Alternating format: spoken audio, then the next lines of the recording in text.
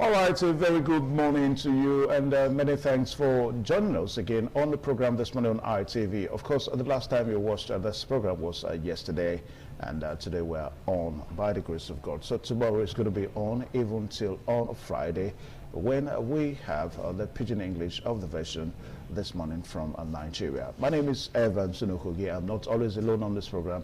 I have my co-anchors in Benin and also in Abuja and Lagos. Wilson Omasho is right here in Benin. Wilson, a very good morning to you. An exciting Wednesday morning. Ladies, we're beginning to approach the August break. Lesser rains, more sunshine. Well, it's okay. I love the sun.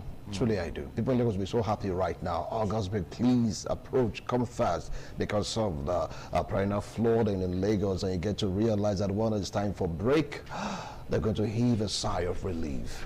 Okay. All right, so Patricia is also there in Lagos. Patricia, very good morning to you. Patricia. Good morning to you, Evans. Good to see you. Good morning. Good morning. All right, Bessie. Trust you guys are doing good.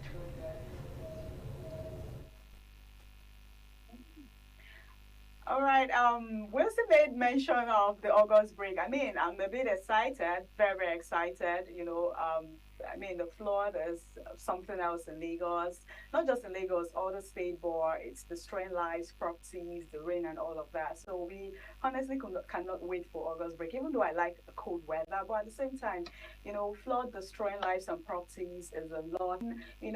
A few weeks back when I talked about, the same issues, I made mention of we Nigerians, are we, doing what we're supposed to do? Are we doing the right thing? Do we, litter the drainages and all of that? Before the government do something, I mean, the government will do these things for us.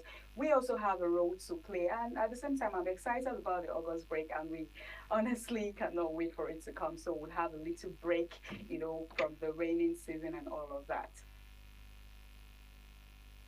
And we said, I really don't understand this your August break thing. maybe when you recite, there's no flow, there's nothing. Have you seen the footage of a boat trying to go into a police station in Lagos State? Have you seen the footage of, floods, submerging people's houses, scattering properties? We get to hear news of 1 or 2 persons losing their lives. You get to realize that, come on, August break, my dear Evans, will just be a breath of fresh air for so many persons. If you come here in Edo State, there's some road, the governor is doing his best, but sometimes the rains can be overwhelming, overbearing. That's what I said. I have to reconstitute, or let's say reenact what's it called again, stormwater project, because of the rain. So the August break will give us time to really reevaluate, to know how to tackle the menace of flood. Anyway, for me, it's too early to say whether the August has already broken or not. I think we have to exercise patience, because, I mean, there are things you can really... when the weather changes, of course, Sure. I mean, not just because the rain has stopped for only 2 days, then you think it's August break. I mean, August break, you see the sun, you feel the sun, the heat of the sun, and you just almost think that we are talking July here. That rain almost every day. Right now, for the past 2 days, no rain. What is the signal? So you can even see that this is July, and you're calling it August break. August break is approaching. Anyway, from our business center today, we're going to be looking at the 69th, ordinary session of the Economic and ECOWAS, Economic Community of West African States, the one that was held recently in Sierra Leone. And kudos to the Senegalese president now, that's Bassirou Faye. He's about the youngest African president, about 46 years old. Yeah, to be the chairman of ECOWAS. Who becomes the chairman of ECOWAS. So we're going to be looking at the tax ahead of him, how he tends to bring about regional integration, most especially in the face of terrorism, in the face of security issues that seems to be, bedeviling the ECOWAS state. So also the 4 nations that left, that is a key point. The 4 nations that left, him being chairman, will be able to bring back this nation into the fold. It's not about security. It's not a one-man thing. It's not a one-country thing. They have to synergize. They have to bring everyone on board to really make sure that they're able to conquer insecurity, bedeviling the West African region in Africa, because come on, it's a thing that's really bothering everyone. Whether you are being ruled by the military or being ruled by the civilian, it affects you, it affects everyone. So they just look for ways to bury the hatchet, to shift the sword, so they can really fight insecurity. There's been definite development of West African states. Okay, that's what we're going to be doing here in Benin this morning. Messi, what do you have in Lagos? All right, basically from Lagos, we're looking at the 2027 election. Senator Rabiu Musa Kwankwaso in a sister station, the vice presidential candidate of the Nigerian Democratic Congress, NDC, made mention a few days ago in a sister station that the presidential candidate, Peter Obi, signed a one-term agreement, after 4 years, that he's not coming back, and a lot of this has actually, a lot of persons have been, reacting to this particular statement that the presidential vice president, made, that the president had signed. He made mention of it earlier one time when Peter Obi said, I trust them, I'm not coming back. But now he has signed it to paper that, okay, after, if you elect me, vote me in as the president for 2027 forthcoming election, I will do just one term and, hand over power to the other person, another person. How true is this? I mean, the fact that he's not just saying it, he has written it down on paper, will it work? And we're going to be having this political analysts and also obedience movements, this obedience movement that, there are some set of persons, anywhere Obi goes, we go. That is the kind of person, that's the person we're having today to help us talk more on this particular topic. So basically from Lagos, that is what we're looking at today. When Chololokwe comes on board from Abuja, he's going to be looking at the reshufflement of ministers in the country. That's the presidential cabinet, the presidency's cabinet, talking about ministers, reshuffling them. I think it's for better and for optimum, do you think it's going to affect David Umahi? Don't forget the scandal. Is it going to affect how Minister for Works? It's just a question I'm asking. Just a question. Yeah. So those are some of the things you're going to be watching today on the program this morning on ITV. So we'll take a short pause now, and we'll bring the corporate trainer into the program, Inuagata Nusakai. Please stay tuned.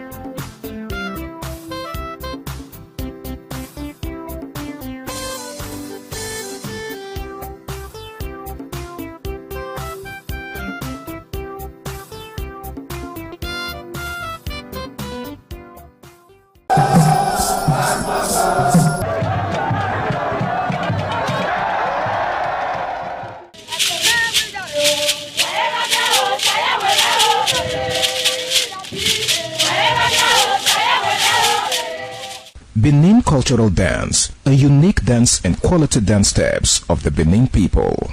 This dance is a vibrant mix of traditions, arts and beliefs, deeply rooted in the country's diverse ethnic groups and their rich history. The dance has artistic expressions depicting the people's history. Benin people have been famous for bronze and brass work, some of which is said to date back from the 13th century, especially ivory and wood carving. In Benin, the people dance to show respect, honor, dignity, which they honor. They dance to show royalty, as naids are seen in their numbers around their body depicting the symbol of kingship.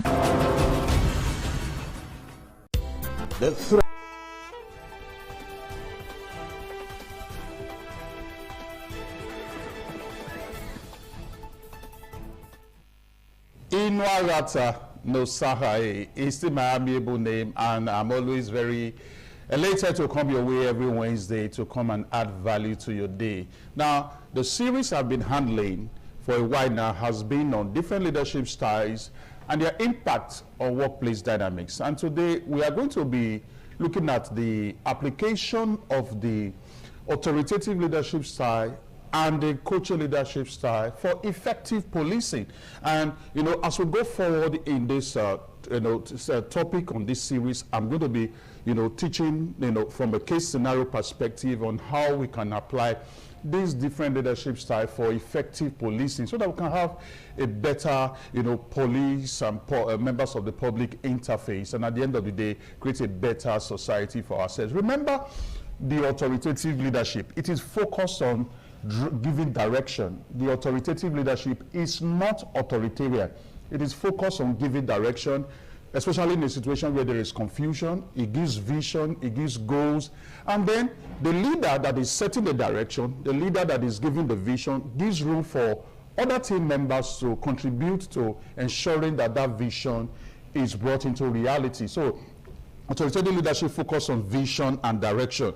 It says, the leader sets the destination and then allow the team members, the room to chart the course. Then the coaching leadership style, remember I said we are looking at applying the authoritative leadership style and the coaching leadership style for effective policing, and we are going to be looking at a case scenario in that regard. The coaching leadership style is focused on capacity building. It is focused on building and developing people for the future to ensure that the goals, the objective, the vision that have been set are accomplished and sustained. That is the focus of the coaching leadership style. It focuses on developing people for the future, and the leader that is applying the coaching leadership style takes time to mentor, guide, and also build people's capacity. So, like I said, we are going to be looking at the case scenario that bring into light the application of the authoritative and coaching leadership style for effective policing. Applying the authoritative and coaching leadership styles in effective policing. This is a very critical case scenario. So let me go into the case scenario and let's see the leadership lessons that we can glean from this. And it goes to us, applying authoritative and coaching leadership styles in effective policing. When the divisional police officer, DPO, assumed command 2 years ago, he met an officer corps struggling with low morale, poor public trust, and a lack of operational direction. Officers routinely reported to patrol duty without a clear strategy, leading to reactive and inefficient policing across the jurisdiction. Recognizing the need for immediate realignment, that is the DPO, recognizing the need for immediate realignment, the DPO first deployed the authoritative leadership style. Remember, the authoritative leadership style is about setting direction, it's about giving vision, it's about charting the course. Recognizing the need for immediate realignment, the DPO first deployed the authoritative leadership style. He convened a general assembly to outline a compelling vision. That is what the authoritative leadership style is all about. It's a visionary leadership style. He convened a general assembly to outline a compelling vision. Now, what is the vision? Transforming the division into a proactive, community-respected precinct within 18 months. He clearly defined the core destination, and that core destination is reducing neighborhood crime rates by 30% through structured, intelligence-led visit patrols, while granting officers the autonomy to determine the most effective patrol routes based on real-time community feedback. Yes, that is what the authoritative leadership is all about. You have set the vision, you have charted the course, you have set the goals, then you allow team members, just like the DPO in this particular case scenario we are looking at this morning, gave room for other officers, to also contribute based on their on-the-spot operational activity in the community to the accomplishment of their goals. This clear vision gave the entire team a renewed sense of purpose and a unified target. That is what the authoritative leadership does. Now, it is now movement, transition into the coaching leadership style. After establishing the vision, the goals, setting the objective, allowing team members, other officers to contribute, then transition into the coaching leadership style. Remember, the coaching leadership style is about building capacity and developing people for the future. Now, once the strategic direction was established, the DPO shifted toward a coaching leadership style to build sustainable long-term capacity. Observing that junior officers lacked critical skills in evidence gathering and community engagement, he instituted weekly one-on-one mentoring sessions. Rather than penalizing mistakes made during routine operations, the DPO used debriefs as teaching moments, asking targeted questions to help officers analyze their own decisions, identify weaknesses, and draft personalized professional development plans. That is the coaching leadership style being brought into the conversation. Having established the vision, now we need to build the capacity of the officer to see that the vision is not only achieved, then it is also sustained. Very important. Over his 2-year tenure, 5 junior officers earned operational commendations, and overall crime detection rates rose significantly. By blending a clear vision with dedicated individual mentorship, which is combining both the authoritative leadership and the coaching leadership style together. By blending a clear vision with dedicated individual mentorship, the DPO successfully rebuilt both the capacity of his officers and the confidence of the public. Then what are the leadership lessons we can glean from this case scenario, where a divisional police officer, the DPO of a particular division, was able to engage the authoritative leadership style, which is about setting vision, setting direction, and allowing team members to contribute to that vision that has been set. And also, he also engaged the coaching leadership style, which is about mentoring, guiding, which is about building capacity, ensuring that people's competency level is well built, to be able to take responsibility and help in achieving and sustaining the goals that have been set through the authoritative leadership style. What are the lessons we can glean from here? There are 2 key lessons here. 1, sustainable leadership combines direction with development. That is very critical. Sustainable leadership combines direction with development. So it is all about direction, and to see that that direction is achieved and sustained, we need to also develop people. Sustainable leadership combines direction with development. While the authoritative leadership style provides a clear vision and aligns officers toward common goals, the coaching leadership style builds their competence, confidence, and readiness to assume greater responsibilities. Very, very important. Sustainable leadership combines direction with development. The second leadership lesson, as I begin to conclude this morning, effective leaders know when to evolve their leadership approach. After establishing focus and stability through authoritative leadership, leaders should invest in coaching and mentoring their team members to strengthen performance, encourage continuous learning, and develop future leaders. This is leadership, in full demonstration.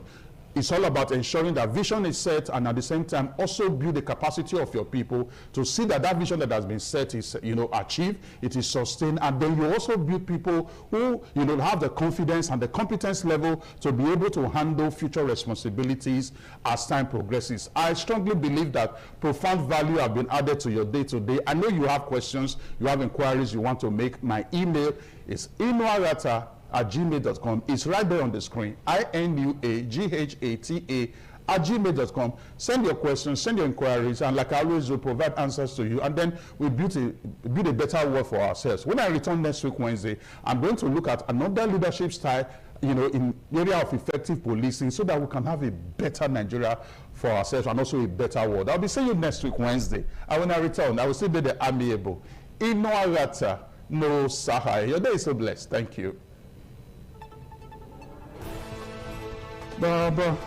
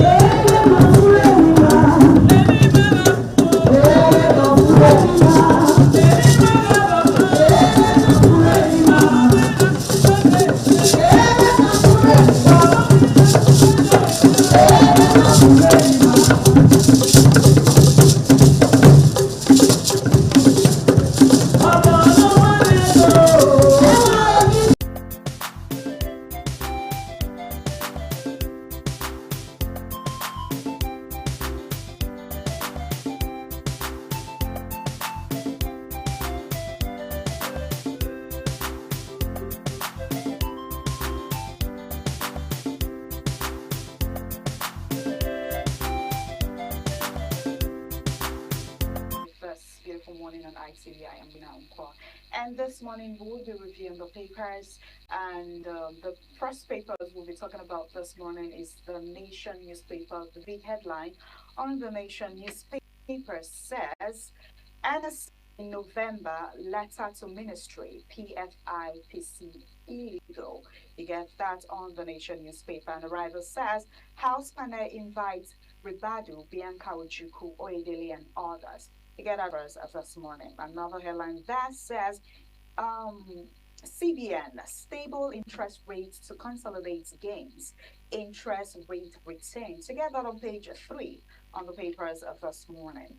$500 million World Bank backed a Greek scheme take off. Together on page 2 on the Nation papers this morning. Okay, that is all we've got on the papers this morning. Another headline, there's a UK PM to discuss Tinubu's reform.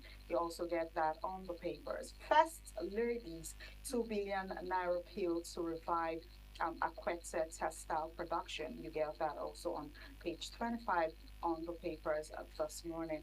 The big headline on the pictures there says NSA in November, letter to ministry, PFIPC illegal.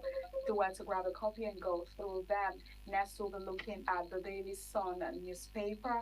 The big headline on the Daily Sun newspaper says PFIPC, CBN fingers AG and bank accounts opening. You get that on page 26 on the paper. And the writer says, Foreign Ministry confirms rejecting Adeyemi's request for collaboration.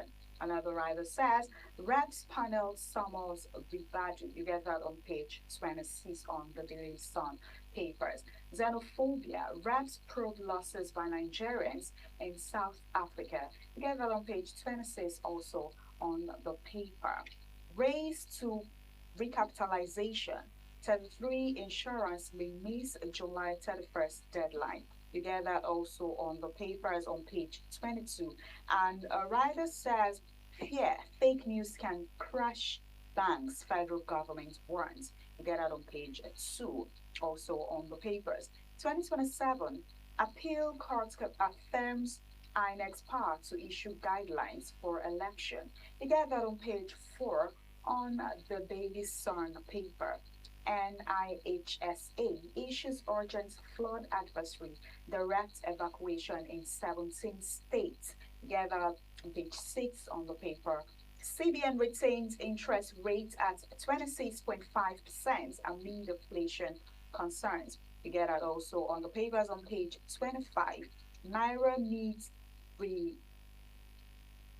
need competition, not protection, says Kaduso. You get that also on the papers this morning. Another headline there says Atiku's lobbyists submit records on alleged Tinubu's U.S. feature case to Trump Congress. You get that also on the papers. And the writer says furious with federal government over 8.5 billion naira appropriation for mosque and churches. You also get that on paper. The way to grab a copy and go through them on the Daily Sun paper. And the next newspaper we'll be looking at is the First Daily newspaper. The First Daily newspaper, where the big headline there says, military force Yobe attack rescues kidnapped victims in Zamfara and Katsina states. And the writer says, terror fighter killed, arms recovered. Another one says, new army battalion approved for Kwara. You get that on the papers. ICPC, Bajabiamila was invited, not arrested. You also get that on the paper.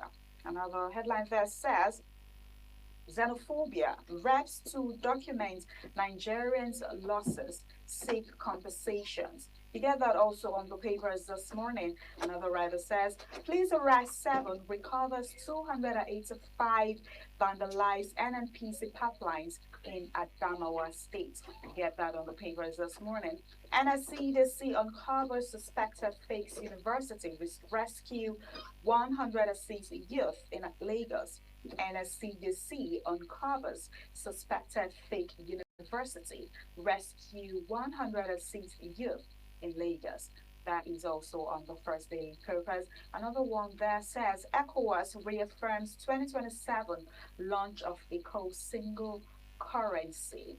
You get that also on the papers.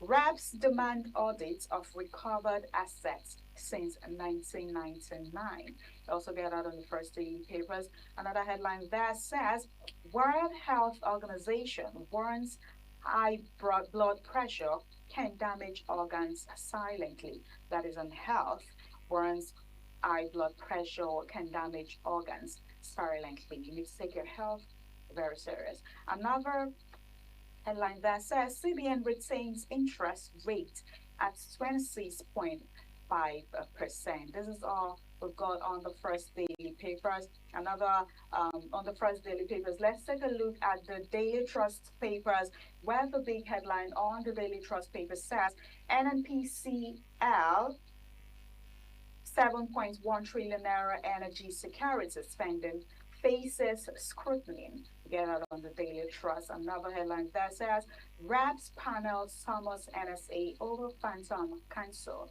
Get that also on the papers.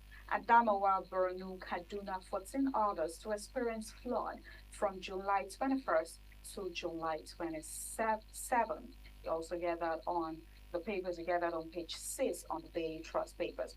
Why CBN retains interest rates at 26.5%. It is also on the papers. Flood sweeps away 2 brothers in Katsina State.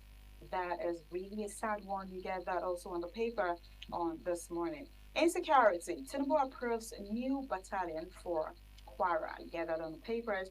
Fire razed 70 shops in Lagos market. Another headline there says, month to election, opposition parties still battling crisis in Katsina. You also get that on the papers. Do also grab a copy and go through the Daily Trust newspaper. Let's take a look at the Nigerian Tribune papers, where the big headline there says PFIPC scandal, ON SGF disowned at the during 2025 inquiry.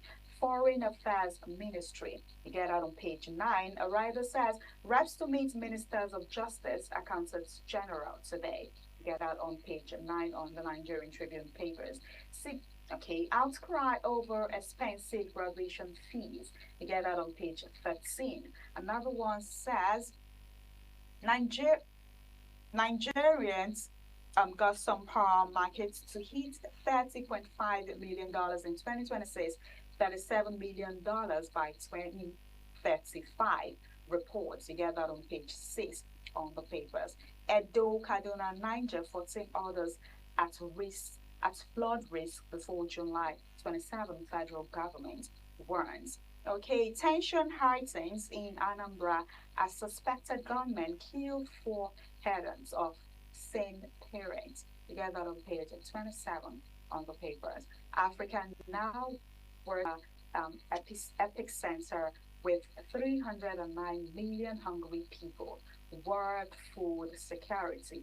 Get out on page 22 on the papers this morning to do well to grab a copy and go through them. Let's quickly take a look at the New Telegraph newspaper.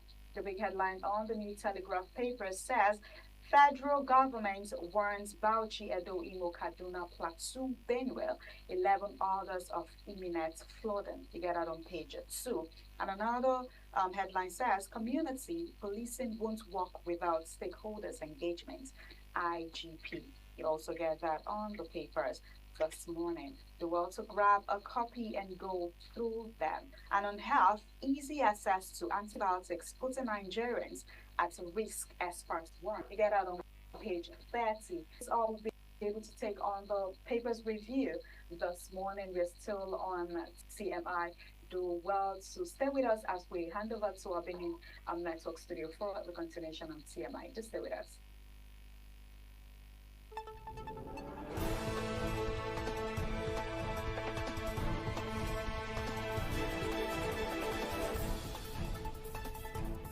The threat of global warming is real. You have seen the destruction of lives and property as a result of incessant flooding. Make the environment a conducive place for all to live in. Stop polluting the environment. Protect the environment today. This message is brought to you courtesy Independent Television and Radio.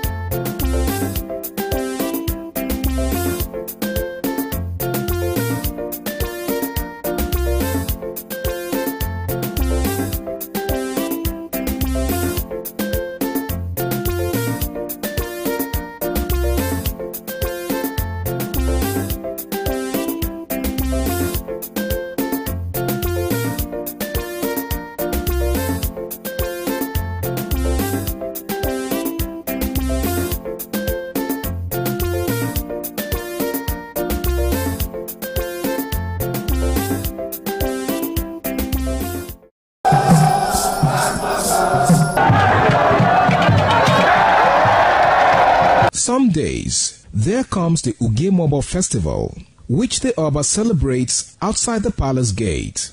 A pavilion is built of red cloth where rites are performed to drive away all evil spirits still unsatisfied by the year's sacrifices. The Emobo Festival is to commemorate an event in Benin history which dates back to 1504 AD.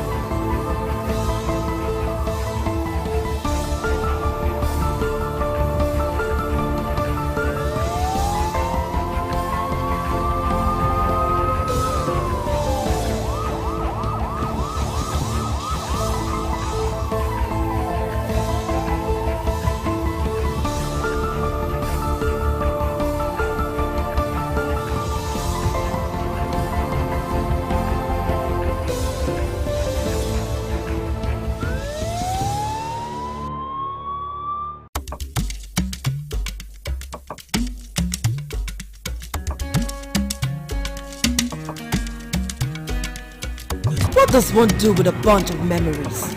Laugh about them, cry over them, or capture them? I know what I'll do with such memories. I'll showcase those memories. Yes, I will show them to the world. I will flaunt those memories. Showcase that marriage ceremony of yours. Burial ceremony? Yes, let the people know that you buried your person in a grand style. Thanksgiving, ordination, baby dedication, housewarming party, and lots more on your entertainment program, Memories, on Independent Television. Every Sunday, remember, for your event to be considered thick and classic, then it has to be on Memories. Memories.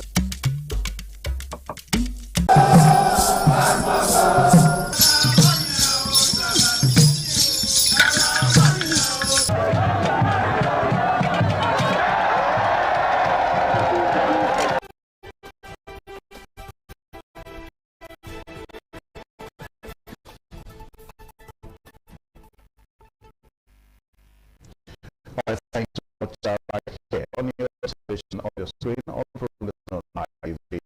And actually, we're going to be looking at this night's edition of the economic stage. So the one which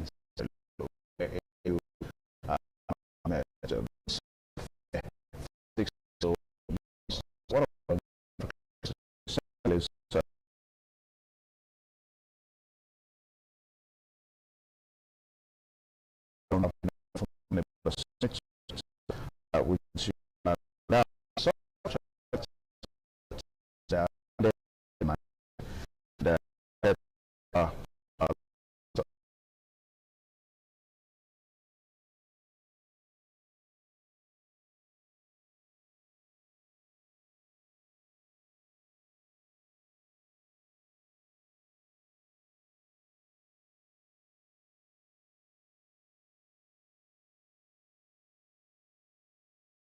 Finance Committee, and that was between 12th and 14th of July.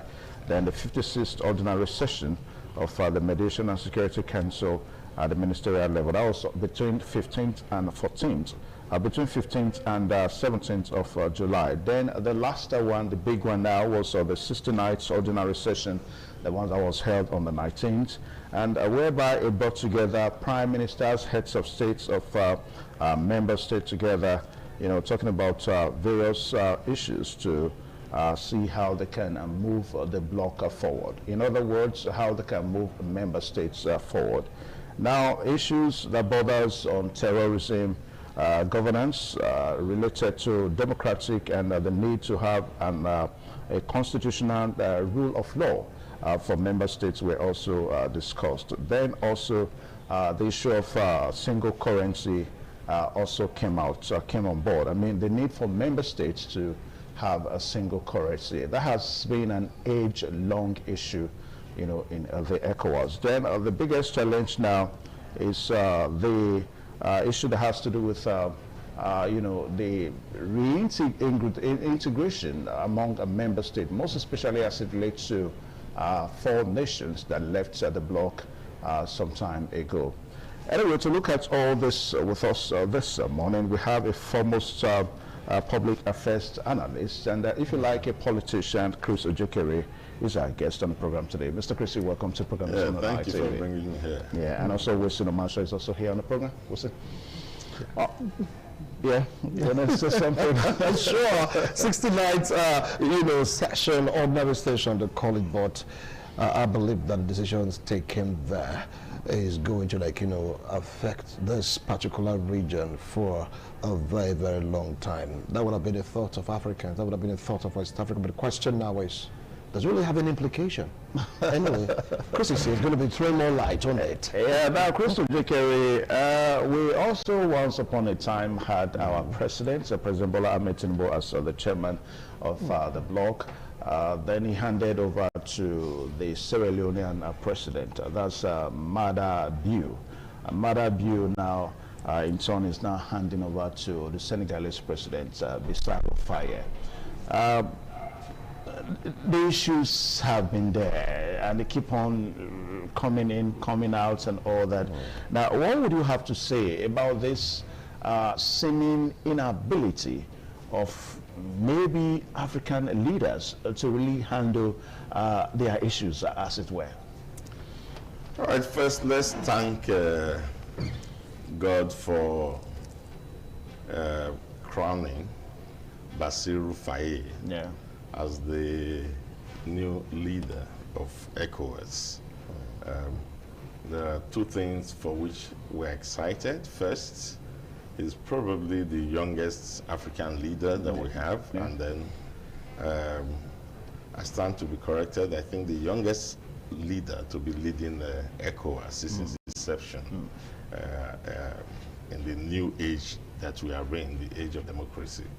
So I want to congratulate him for his achievement.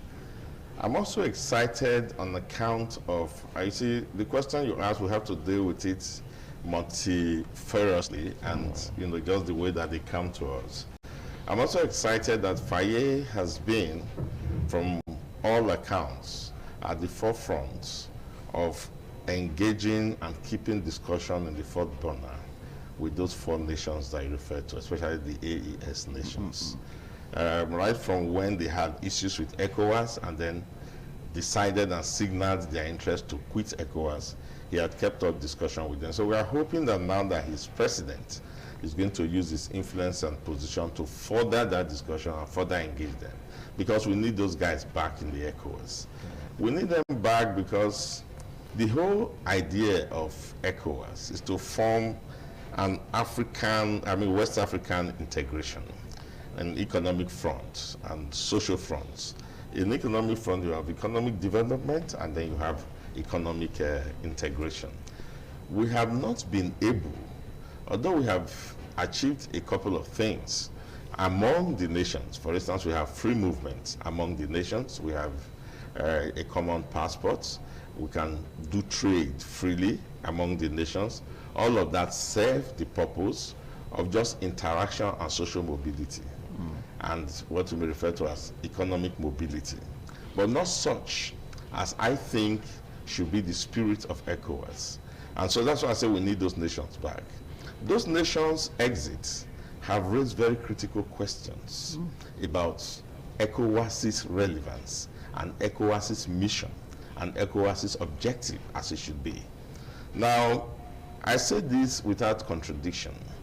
There is no evidence that the regional bloc without those people have made it worse for those people and their citizens.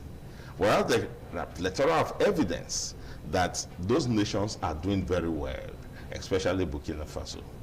And part of the objective of ECOWAS is to protect democracy, which itself, foregrounds the argument that democracy is the best form of government, and that when you're under a democratic regime, the nation prospers more. Because one of the purposes of ECOWAS is to ensure citizens' well-being, the improvement of citizens' well-being and citizens' standard of living.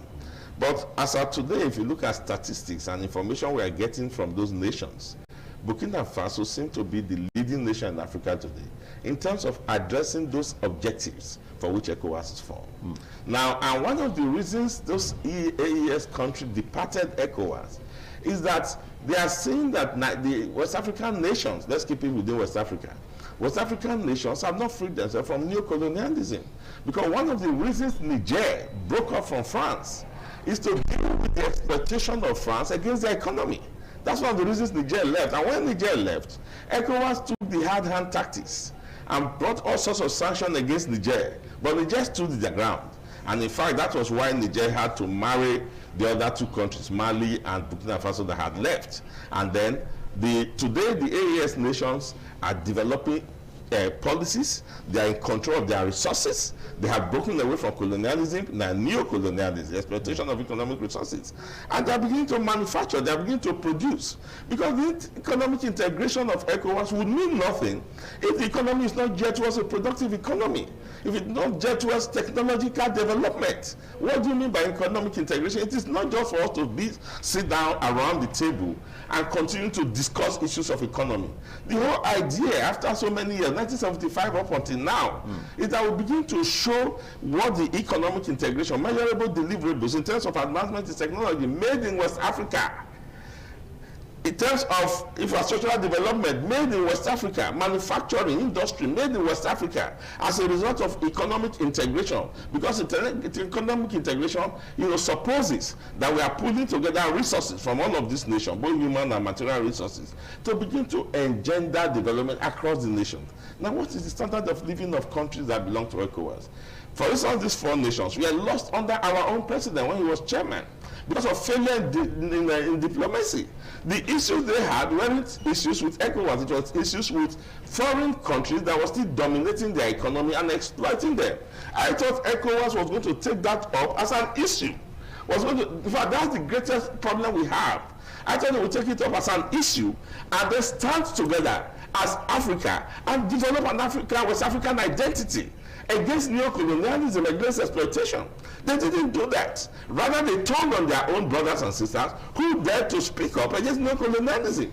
So when you look at all of this, you begin to wonder, what's the whole purpose of ECOWAS? I mean, apart from just that, what I call social mobility and economic discussions, what's the whole purpose? I think the purpose always of having or belonging to any group or any bloc is that it engenders, and that is why you find Donald Trump is pulling out from many so-called international groups and blocs and organizations. Because you have to sit down as a nation and ask yourself, what exactly is the whole purpose? What are we spending? Nigeria is probably the biggest, highest donor to the ECOWAS community and to the ECOWAS ports. Yeah. What has Nigeria really gained, apart from building one big house in Asokoro in Abuja? What has Nigeria really gained by belonging to ECOWAS? If you're talking about the ECOMOG that we formed, Nigeria went there in ECOMOG.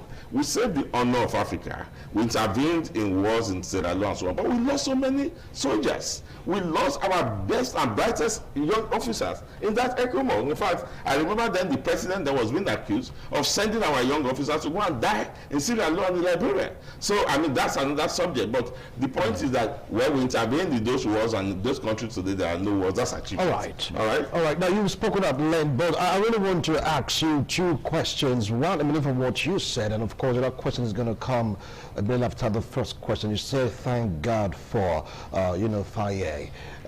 You mentioned his age. One, is it about age? Now, that is on one hand. The second question now is this. If you take a look at ECOWAS, because you spoke about the four nations that pulled out, are you now saying that the military rule should be encouraged in a body that stood and is still standing for democracy? Very good. It's not about age, but part of the agitation among African nations is that we have Eurocentric leadership. We have people who are 80, 90, and all of that ruling in Africa. So it's a breath of fresh air to have a young boy, not just as president, but sitting at the head of a West African body. Now, he's raised a very fundamental question that I've been thinking about since I knew we were going to discuss this topic. Is democracy really serving its purpose? All over the world, but especially in Africa. Now, democracy is supposed to be a government that promotes and then defends freedom of the individual to express their rights and themselves. Now, America is the leading nation in democratic, governance. But take your eyes away from all the ideas in white paper. America is still doing well economically, technologically. But go into the social life of America and see what democracy has done there. Democracy is destroying values.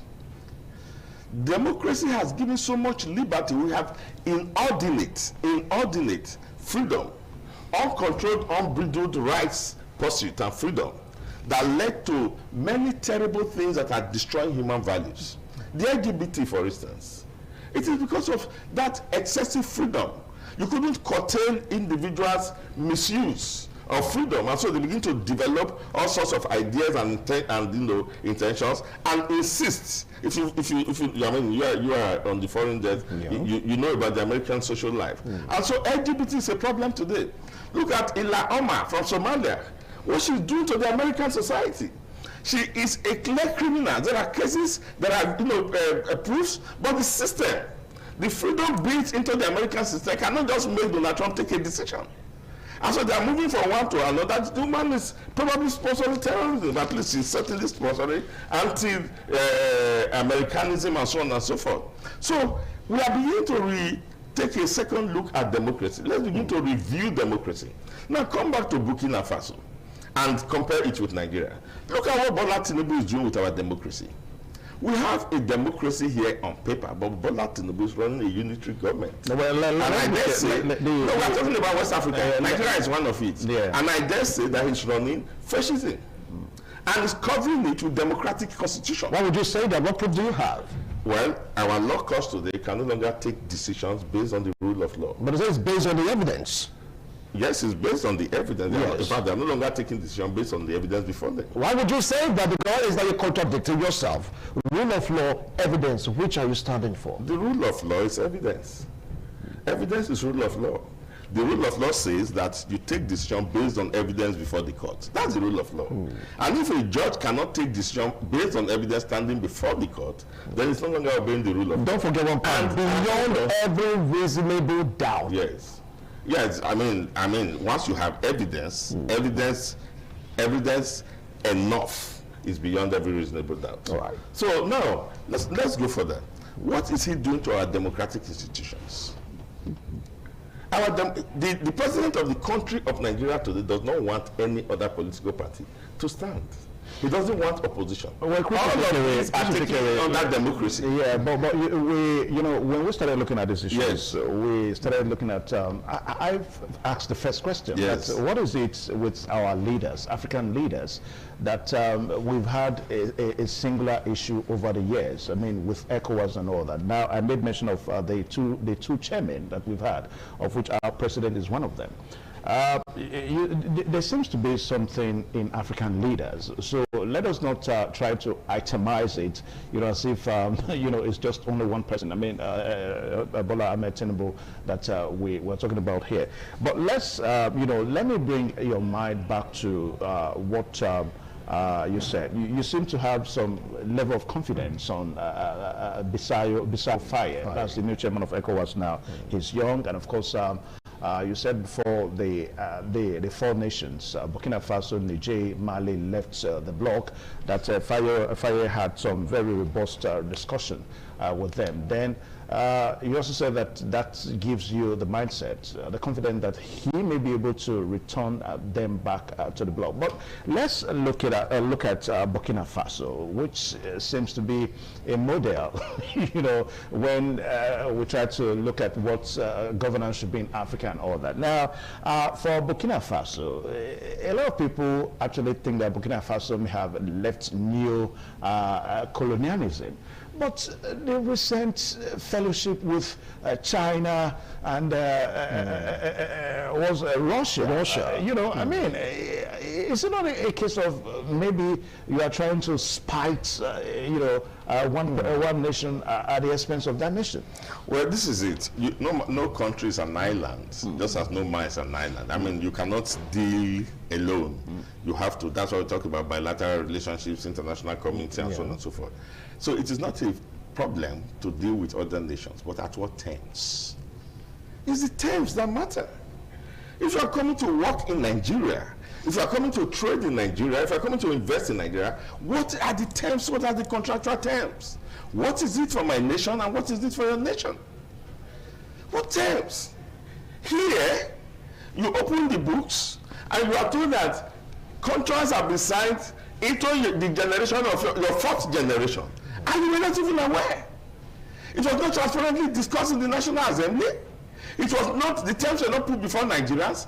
And then, by the time you look into the contractual terms, you don't even know what Nigeria is getting. So we keep paying debts, and we keep, you know, wasting our resources. But there, he's taking charge of the economy. He's taking charge of governance. And so he deals with you now on terms. That is what it's all about. So you think the recent fellowship of Burkina Faso with China and Russia, that is going to be beneficial? It's already beneficial to him. I mean, if he's having dealings with China, two nations, yes, it's beneficial to him. We are looking at two nations, China, that may not give you anything for free. I mean, no nation gives you anything for free. Yeah. That's why I use the word terms. It is whether you are able to breathe. I mean, stronger nations are stronger nations. You can't take that away from stronger nations. You are more dependent on them. But you don't have to be slavish to them. And so you reach terms. You keep your honor. Remember, Burkina Faso means the land of honor. You keep your honor. And you say, look, this is what we are going to do. This is what I'm getting from it. I mean, if he's having a relationship with China and with Russia, and he's been able to fend off all the coup attempts by, you know, the global north against him, if he's with them and he's beginning to manufacture in his country, and he's beginning to, you know, provide employment for his people, and he's beginning to generate and develop electricity, and is bringing policies on secularism and so on and so forth as he's achieving, then it means that he's running a good relationship with those countries. He's benefiting. All right. But we are having a relationship with the World Bank, we are having a relationship with France, we are having a relationship with this, we are having a relationship with this. What are the benefits from those things? Okay. Yes. Chris, from where you're talking right now, I know you're so passionate about the growth and development of Nigeria, even the ECOWAS. But now, still talking about bringing these four nations back into the fold. Remember, before they were given the exit permission to, like, you know, leave, they were given multiple avenues to reconsider democracy. And the decision was not based on the chairman, which our president, Bola Ahmed Tinubu. They came together and they decided on it. It wasn't the decision of one man. They all sat, they deliberated, they discussed before the decision was taken finally. If you said that fire should bring these countries back, are they going to come back under the military rule or under democracy rule? Okay, now this is the point. The point is that what works for Burkina Faso? See, I say we are beginning to reconsider and review these stereotypes before now. You see, after every millennium, generations begin to rethink what works for Burkina Faso. They left January 2025, January 19, 2025. Did you see the reaction from the citizens? The citizens are happy with that form of government, and it's bringing development to them. I'm not for military, what do you call it, coup or whatever. Yeah. But if they have found themselves in the military regime and it's working for them, ECOWAS should tolerate them and accept them, because that is not even part of the objective. We said to promote democracy. Then the democracy. Other countries want to dive into military rule. Yes. Well, if it's going to work for those countries. Because you see, we have to start to be practical. I believe in benevolent dictatorship. Benevolent dictatorship? Yes, I believe very much in benevolent dictatorship. And while I don't advocate military rule in Nigeria, if those countries that have found themselves under the military are showing example of governance and the people are happy, then ECOWAS should begin to rethink their rules and say, so long as there are no accounts of human rights abuses in those countries. And that is the primary thing democracy seeks to protect. I mean, they are getting better education, and manufacturing and industry is running better. So as far as I'm concerned, there are no credentials in so-called democratic nations where you practice democratic governance that surpasses that of Burkina Faso today in Africa. So what is the argument for so-called democracy? The democracy must be renamed. Mohamed Traoré that we were talking about here, that's the head of the military junta in Burkina Faso. A lot of us, Ibrahim Traoré now, a lot of persons are also not, liking the fact that he came into governance and he promised that in less than 360 days, he was going to return the nation back to democracy. Democracy. I mean, we're talking about, about the third year running now. And the country is still in the hands of the military. It's forgivable because he was young and inexperienced. You see, this is the point. The point is that the advanced nations of the world, especially the global north, do not want any African country to develop. They don't want any African country to be self-sufficient and independent. And so, much of the problem we are having in our leadership when they want to do well come from outside. They are influenced from outside. And so by the time he sat down on the stool, this reality first thing, you must take into account how many attempts sponsored from the outside that he has exposed. Especially the lady who came as an NGO person, and he exposed to the world, just to let the world know what he's passing through, and what African governments are passing through. So he realized that until he builds a strong foundation, and then entrench the culture of good governance and good administration in the people, so that the people themselves later can rebel against any form of misgovernance. He has to sit there. So you imagine him being there, sitting as the president, until the culture of patriotism, good governance becomes a culture in Burkina Faso. Then how long do you think this will take? Well, as long as the people would take it, because I mean, remember he has a precedent. Yes. He had a president, Thomas Sankara, who first started this revolution, who saw all of this and came out. Thomas Sankara was killed by Campore. Yes. Blaise Campore. His closest ally. And he has also had a similar thing. So which means that people have not got the culture. But right now, in the past few months or so, you will notice that there will be less and less of attempts to remove him from there, because the culture is beginning to sink in. Anyway, away from that, takes time. Away from that now, Chris Ojekere. Now, there's no doubt that this summit, became very important to Sierra Leone. I mean, since 1980, when they had AU summit there, this summit happens to be one of the biggest summits ever held in the country, and also it also somehow tells the world about the stability in Sierra Leone. I mean, hence they had to host the summit. Now, away from that now we are looking at the responsibilities that the new chairman has, Bissaro Faye. We talked about the need for him to bring about the reintegration back to among the member states of the bloc. But let's look at another thing we need to talk about now. Why the world, let me say Western nations now, this is 2026. We have just about 4 years to 2030. Why most Western nations may have attained the Sustainable Millennium Development Goals of 2030, Africa is still talking about 2050. I mean, even at this summit, it was even brought to the fore that we have a vision, African Vision 2050. So this young guy, that is the new chairman now, has the responsibility of making sure that between now and 2050, that Africa would have also attained these developmental goals, just like the Western world. So what are the indices? How do we begin? How do you think this new chairman can begin? We have about 2026 away from 2050 now. That's about 24 years. 24 years. 24 years more. So how do you see this young man being able to set the goals, set the model right before then?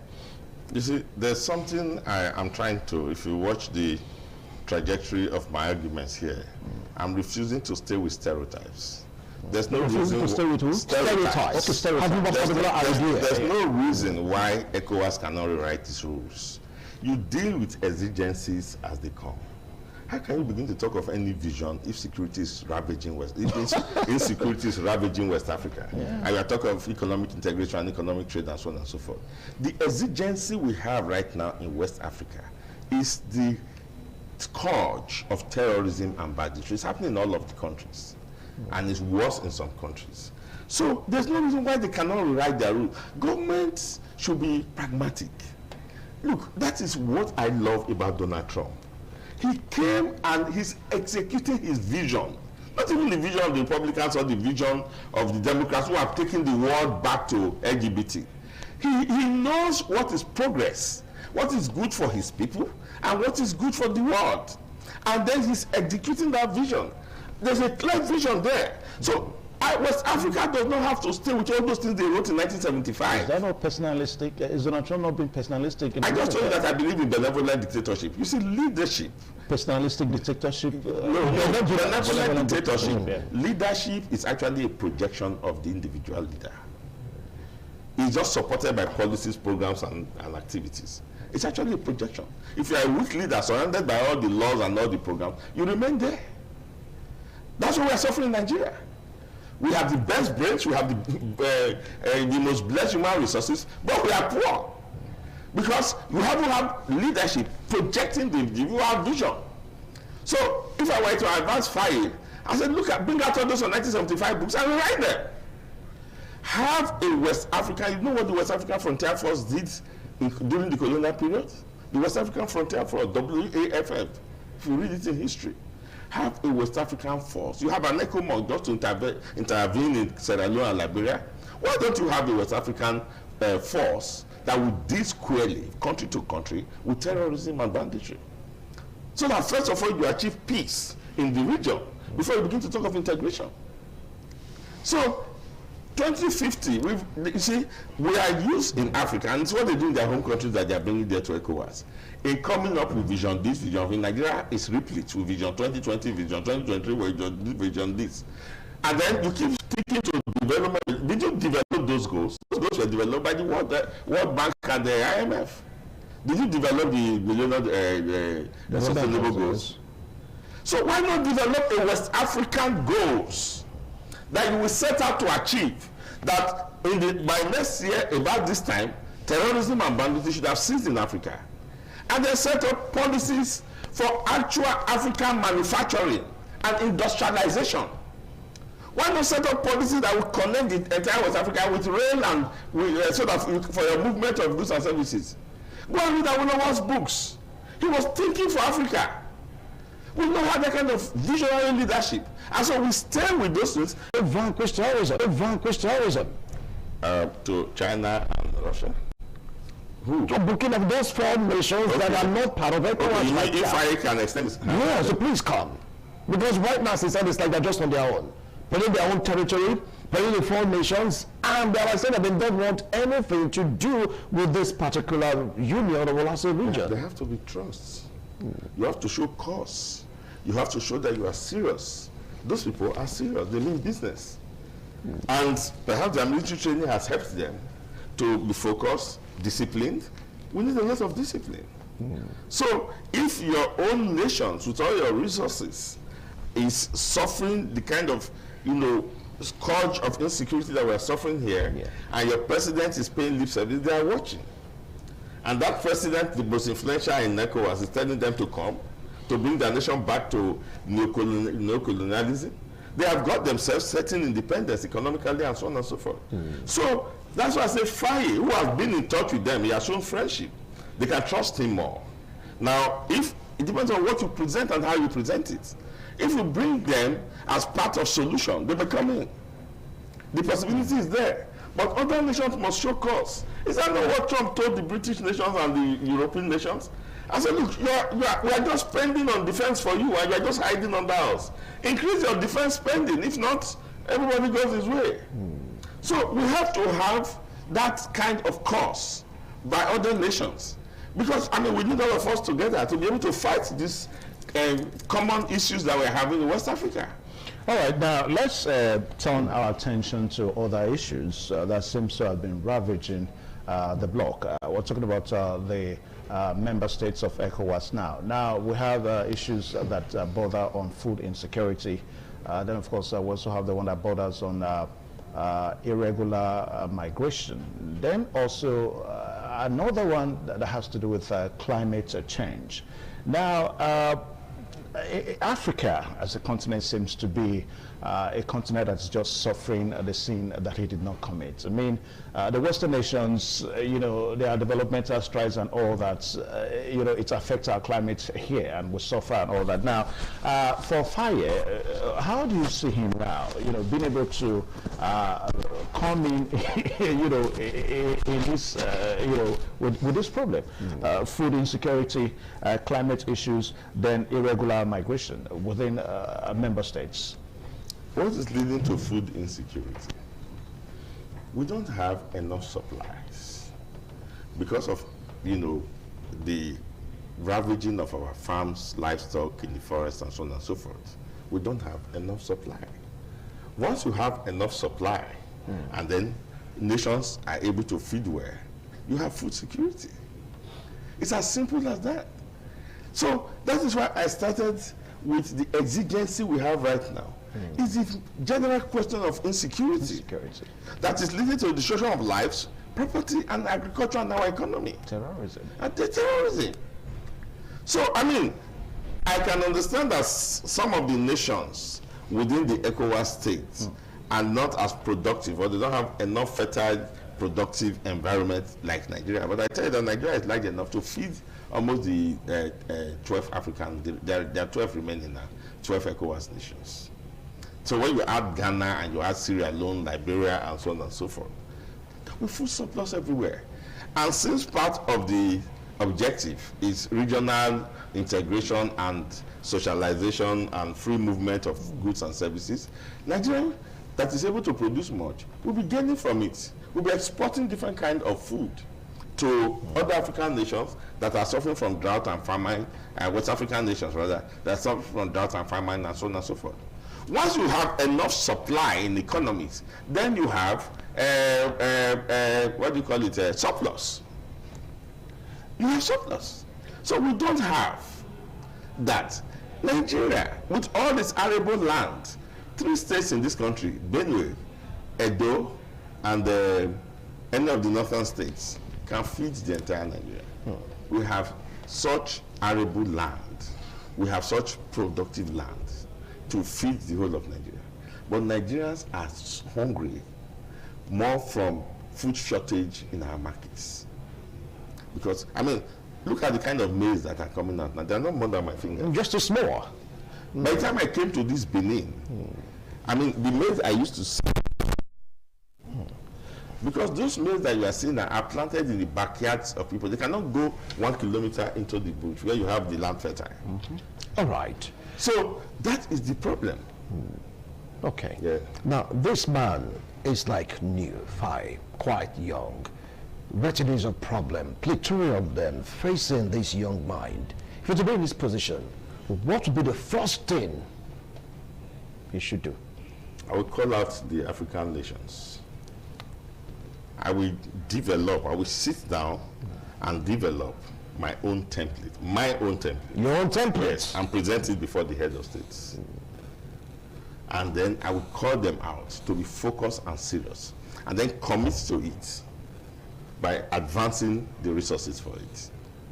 Now, Chris Ojeke, Yes. the issue of a single currency within the bloc has been, it's more or less like a mirage. I mean, it's been an old, long problem. Now, what do you think is wrong? I mean, the inability for member states to have a single currency. I mean, that would have been wonderful. But we always have this problem, like we have it in the EU, where nations are looking at their currency. But I like the conditions that was put in it for assessing the single currency. If they do succeed next year to launch it as they had planned to, that at least a nation that can assess it must start first of all by having just single-digit inflation. I mean, what's Nigeria's inflation rate? It's double down. Are you following me? And Nigeria is the most influential nation in ECOWAS. What cooperation do you think ECOWAS is going to get from Nigeria? But right now, Nigeria is not in charge. It is strictly one. Yeah, you see, you may not be the chairman. Yes. But Nigeria is the economic hub of ECOWAS. Yeah. So that, what cooperation do you think they will have? If they insist that Nigeria will not access the ECO by the time it's formed. So these are the things that slow down. These are the issues that they have. They are not committed to the objective that they put on. Now, would you also want to quickly, because of time now, the dollarization of the bloc? That's it. So that first of all, you don't, because you are dollarizing the bloc because your currency is not competing in the international market. And it will never compete in the international market, except you have goods and services of value to export and sell in the international market. Except you build your own machineries, and you build your industry, and you build your technology. So, and that is why the IMF and they go cap in hand borrowing from IMF, and you think you can form a regional bloc to compete against the dollar? That is the IMF's currency? You won't. All right, so Chris Ojekere, because of time, we want to say a very big thank you for finding time to come on the program today, and also doing some justice to our topic, talking about the tax before the new chairman of ECOWAS. Now, our own president, talking about this summit now, he said that our security is a prosperity to us, and we must remain resilient to ensure that we remain indivisible and form a common front so that we can actually handle this monster. That's the those are very good speech writers. Please come on. Let the pragmatic. Thank you one more time. All right, so we'll take a short pause now, and when we return, we'll join to Lokbe in Abuja. Please stay tuned.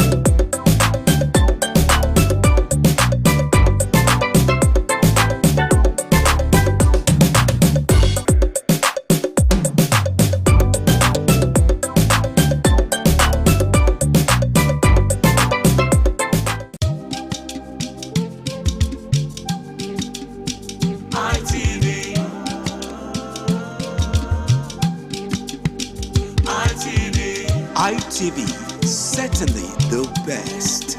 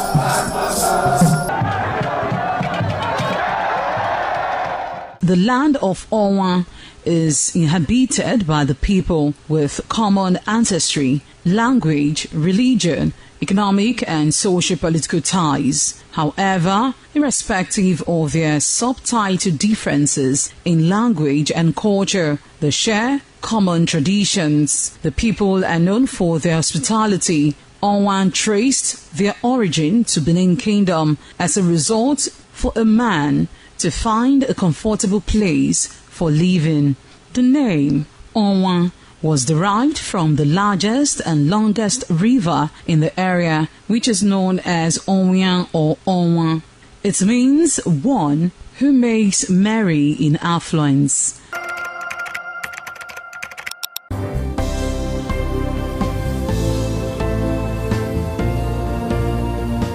Thank you very much for joining us on the program Healthy Living. What is the kidney? The kidney is an excretory organ in the body, which is for metabolism. Tuberculosis affects many organs in the body, but the common ones it usually affects is the lungs. Epilepsy is a neurological problem.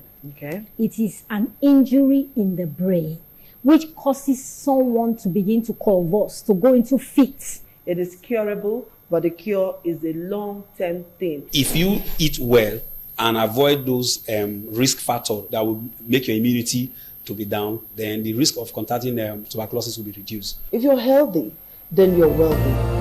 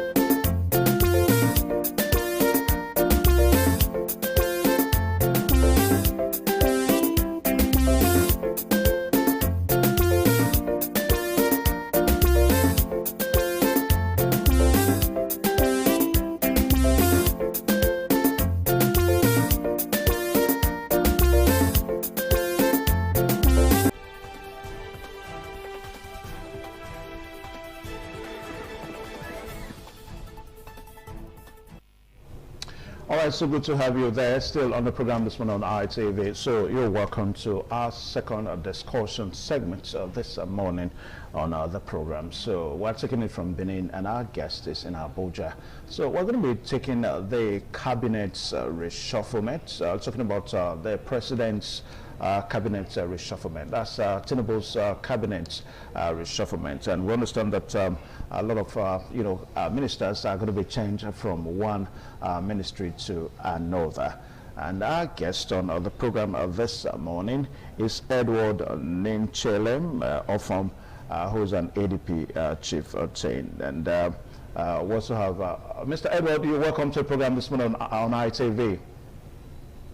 Thank you for having me. Okay. All right. So, like what we said, the presidential cabinet, reshufflement is, eliciting reactions and counter-reactions. So in the next couple of minutes, we're going to be looking at all that, then also see some matters arising as far as that issue is concerned. Now, what do you think is responsible for this kind of a move, this kind of reshufflement with the presidency right now? Thank you very much.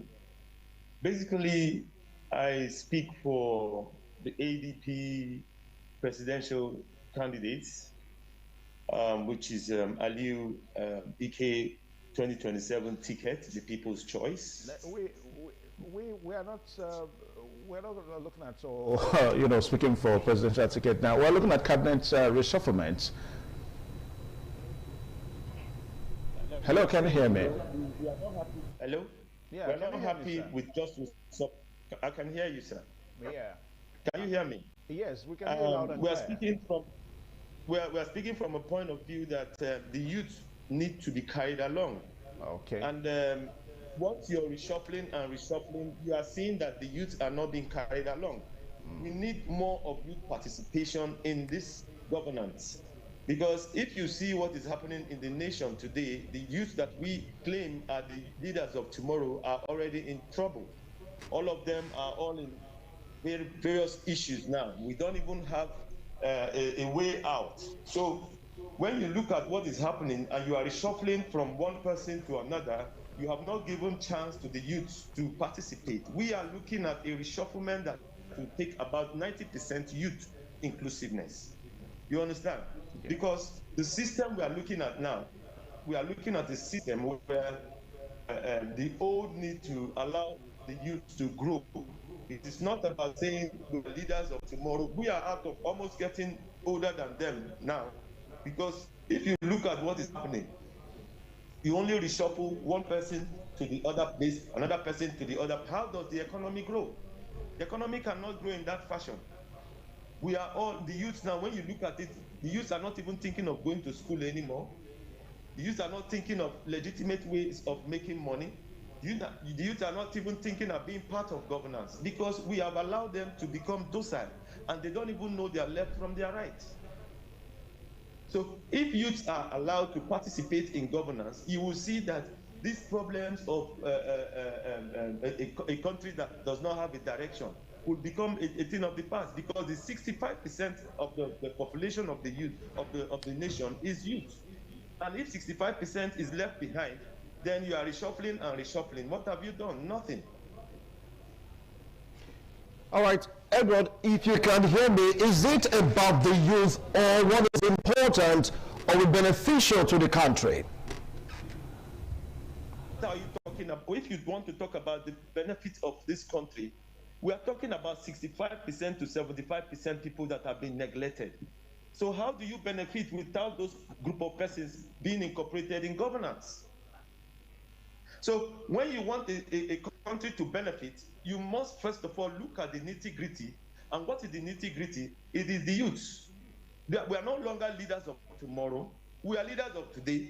And we are being allowed to continue to roast and continue to roast forever. And the old horses are still there. You reshuffle them from one place to another. How does a nation grow in that manner? And it only takes a youth to understand that 65% of persons need to be carried out of poverty. So what is better for the nation is for the inclusiveness to work. Once it works, you see a better nation. All right. That is our thing. Yeah, we are looking at a situation that has to do with capacity and, of course, ability to deliver, responsibilities and all that. Now, this is not the first time that we're having a government, involved in cabinet reshufflement. I mean, it comes, oftentimes. Once we have a government in place, at times the government needs to rejig the system. Even at state levels, we have state governors reshuffling their cabinets and all that. Now, let us really get what is the basis of your argument. Is your argument based on the fact that the youths are not fully fully represented in this government, or the fact that the ministers now that may be asked to leave or may be taken to other ministries that you know, is almost a case of round pegs in square holes.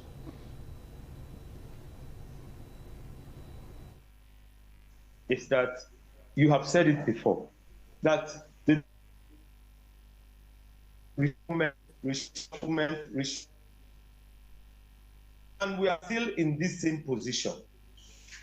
Now, what is the right thing to do? It is to bring the pegs, go on around this country at less than 30 years old.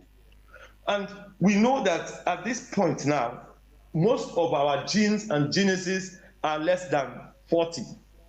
So are you saying that we don't have youth that can manage issues as ministers? Go abroad, you will see the age brackets is too much. And we are all getting to that age bracket of getting to where you must be 70, you must be 80 before you become something. It is not right. So once you bring the youth into governance, you will see that the government will be rejigged on its own, not carrying old horses and putting, you just carry this person, you put in another hole, you put in this hole. The same result is what you get. That is what you get. We need youth participation, at least 90%, to make the government work. That is what we need. It's not just carrying... Edward, can you hear me? I hear you. If you take a look at the various ministries we have in Nigeria today, from your own opinion, which minister do you think should be dropped? Which minister do you think should be swapped on that ministry for effective governance in Nigeria? As a matter of fact, the ministers that we are seeing today, I can only vouch for about 5 of them, but the rest of them, I don't see anything they are doing. I don't see, and I will not be mentioning names because I am not giving an award or whatever to them now. But what I think we should do, and the government should do, is to inject more youth in governance. That way, Nigeria will move to the next level, because it's only those who wear the shoes that know where it bites. The old people are there telling us stories every year in, year out. Now, even from the parastatals, you carry somebody, Ayo Fayose, you put him again, he was a governor, you understand? And then you are seeing him again in that same position that youth are supposed to take over and get some innovative ideas into the system. And people like who are already made, like Ayo Fayose, what will you tell him? They can't tell him anything. He already knows everything. So if you look at these things, you will find out that just because they are not injecting youth into this system to drive the economy at a speed that even them will not understand. So we don't want a situation where you're just carrying this person and putting in the other ministry, the other person to the ministry. We are not growing. We're not growing. We need innovations, and the youth have innovations in their head. And these things are dying by the day. And when they die off, you have no nation. You still have the old horses doing the same thing over and over again. That is the problem of this nation. And we want to change the narrative. Thank you. Well, if we get your argument correctly, it is not really as if that we've not been having youths as ministers in the country.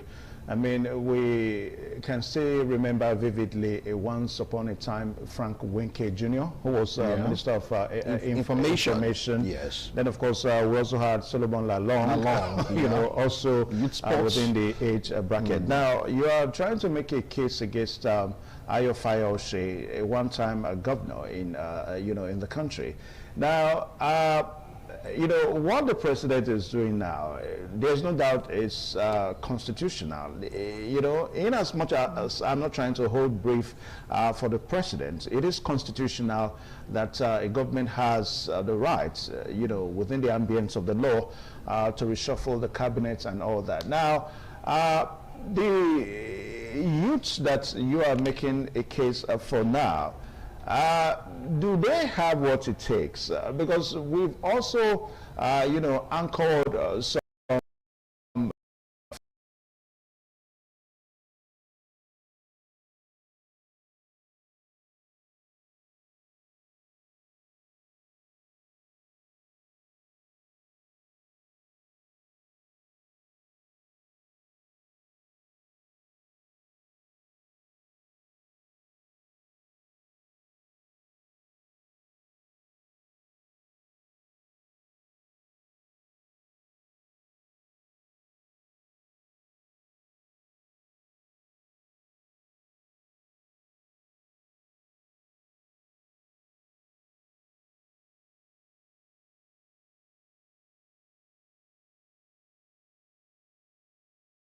establishments that are on ground as I speak to you today, they are all below 50 years old as persons that are running these companies. And they are so very disappointed because why? Elections don't bring the right persons to power at the end of the day. So you cannot take those, you know, yardstick now to say that somebody who is an entrepreneur and is doing so very well in business is not someone that you can give a responsibility to run a nation. Try the youth first. It is this notion that has kept us where we are today. Nigerian youths are loaded. They have it in their head. They know what to do, but you have to get to the place where you have to go to exhibit these things. And if you're working with an older person, he tends to tell you that loyalty is everything. But he forgets that that loyalty he's talking about, he has made you an advisor to advise him on these issues, and that you must give him the best advice. So the youth are already there, but do not have the chance. They should give them a chance, and you will see what will happen to this country. In the next 5 years, you will see a turnaround in this country because they travel, they know what's up, they know what to do, they know their problems, and they know how to tackle their other counterparts overseas. Most of them school with those people overseas that you see today that are presidents of nations. But the truth is this, they do not have that capacity to win elections or to be seen, because what they see the youth here is dash them money, dash them money, dash them money. That's all. But if you go to the real business, the youths are the ones running business in this country. The other older ones are all politicians. Politicians, that's what they are. They chop by politics. So we need to give the youth a chance and see where this country will get to. If President Bola Tinubu gives 90% of his cabinet to the youth, I think the next even 1 year you will see what will happen in this country. Thank you. All right, Edward, I like your passion about the youth, but I have two questions for you. Now, do you feel that this cabinet reshuffle is triggered by Mr. President wanting to settle his cronies, or rather is triggered because of the rumor circumstances surrounding the Minister of Works, David Umahi? David Umahi is doing well. It's just like when Bill Clinton was doing well, and then you talk about scandal, sex scandal, and all that. That is his personal life. If you go to see the roles that David Umahi is doing, you will know that David Umahi is a good man. Now, Nigeria is not importing bitumen. David Umahi is doing concrete. And every money is in Nigeria. Every money, no capital flight again concerning our constructions in Nigeria. All those things are sentiments, and sentiments. That is not what governance is all about. Governance is about taking serious decisions, being resolute to do the right thing.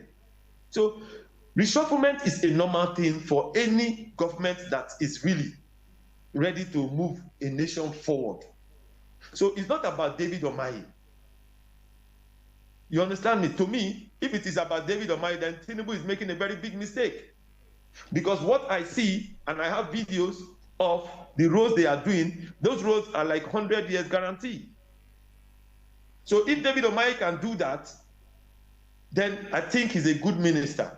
And he's not compromising quality, which is what we want. So reshufflement is a normal thing for any government. That is what we know.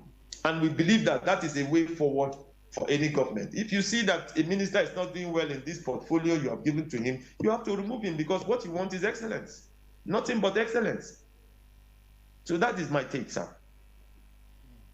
All right, so as we wrap up now, you know, we cannot be asking you if you have any particular youths in mind. I mean, that would be a subjective, you know, question. But as we wrap up the segment now, we understand that the not too young rule, you know, became an act, you know, in our constitution, is still very much operational in the country. But the problem that we've often had, even to the extent that once, when that bill became an act, it led to the formation of the YPP now, party, yeah. The party that was supposed to take responsibility for for the youth. youth. You know, but what we discovered was that most Nigerian youth, rather than form themselves, you know, into a formidable force, most Nigerian youths ended up, you know, supporting this same older generation that you seem not to be in support of. I mean, those Nigerian youths are the ones that are alleged to be you know, responsible for criminal activities as it relates to elections and all that. So that was why I said a while ago that it's more or less difficult to really understand the mindsets of the Nigerian youths, whether they actually want to be in leadership position or not, because oftentimes what you see some Nigerian youths do does not suppose that these are the set of people that want to be in leadership you know, responsible role. Thank you very much. You need to understand one thing. The youths are not given the space. The only space we are given is support us, support us, support us. What do? You need to support the government to move. That is what the youths are given chance to do. Imagine those children who went out there and decided to destroy billboards. They have parents in their houses, but yet we see our youth running up and down. Why? Because they do not have direction. And the only way a youth can have direction is when he's involved in governance. And when he's involved in governance, he has that power to come back to his constituency, to come back to his people, and the people will become a mentor to those people. And they become better persons in society. But you don't have a youth to mentor. If you don't have a youth to mentor, so what do? You become a recalcitrant. That is all that happens in the nation. So once we are given that position to manage parastatals and manage government agencies and all that, you will see the difference. The youth will become very responsible. They are human beings. If you abandon them, neglect them, what do you expect? You expect them to be recalcitrant. So if the old people are continuing over 65 years, they are still there, and they are still there, and they are running themselves, what do you expect the youth to do? It's only, I am loyal, I am loyal, I am loyal. Why? Because they have to move to the next level. So the youth, not too young to run bill is there. But let me tell you, you have the political parties. You know how much they are asking for you to buy form. You know how cumbersome they make these things so that we don't get there. So, and when we get there to be appointed is a problem. So that is the issues with the youth. We need to begin to know that the youth are very important. If not, this nation cannot move to the next level. All right, that is the truth. Yeah. All right, so we want to say thank you, on the program today. I mean, your position is more or less suggestive. And the youths, but that brings the question that I say that. It's not about the youths what about the place of experience? Anyway, just as we said, that we do not, let us not preempt the situation now, because the reshufflement is still on. But it's just that people making reactions and counter reactions, and hence our guest from Abuja also, speaking his own mind. So we'll see how the whole thing pans out in the next couple of days and weeks, and we'll begin to see the new list that is going to be released. So we'll say thank you so much one more time to our guest who joined us from Abuja this morning. We'll take a short pause now, and we'll make a preparation to join us. Selenina, our anchor in Lagos 4, her segment. Please stay tuned.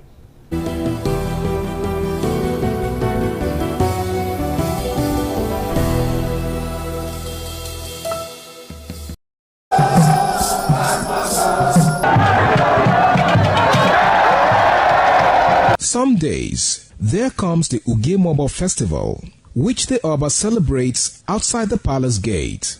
A pavilion is built of red cloth where rites are performed to drive away all evil spirits still unsatisfied by the year's sacrifices. The Mobo Festival is to commemorate an event in Benin history which dates back to 1504 AD.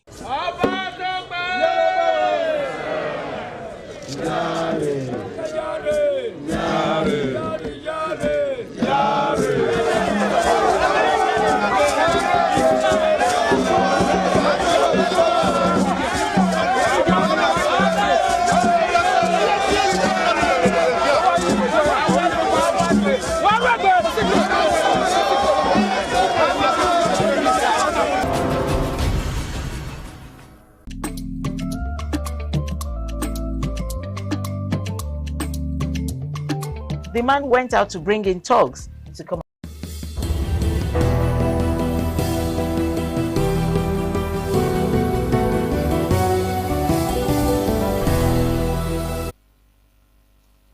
Many thanks for joining on the show this morning, TMI, this beautiful morning on TMI. I am Marcelina Unkwa.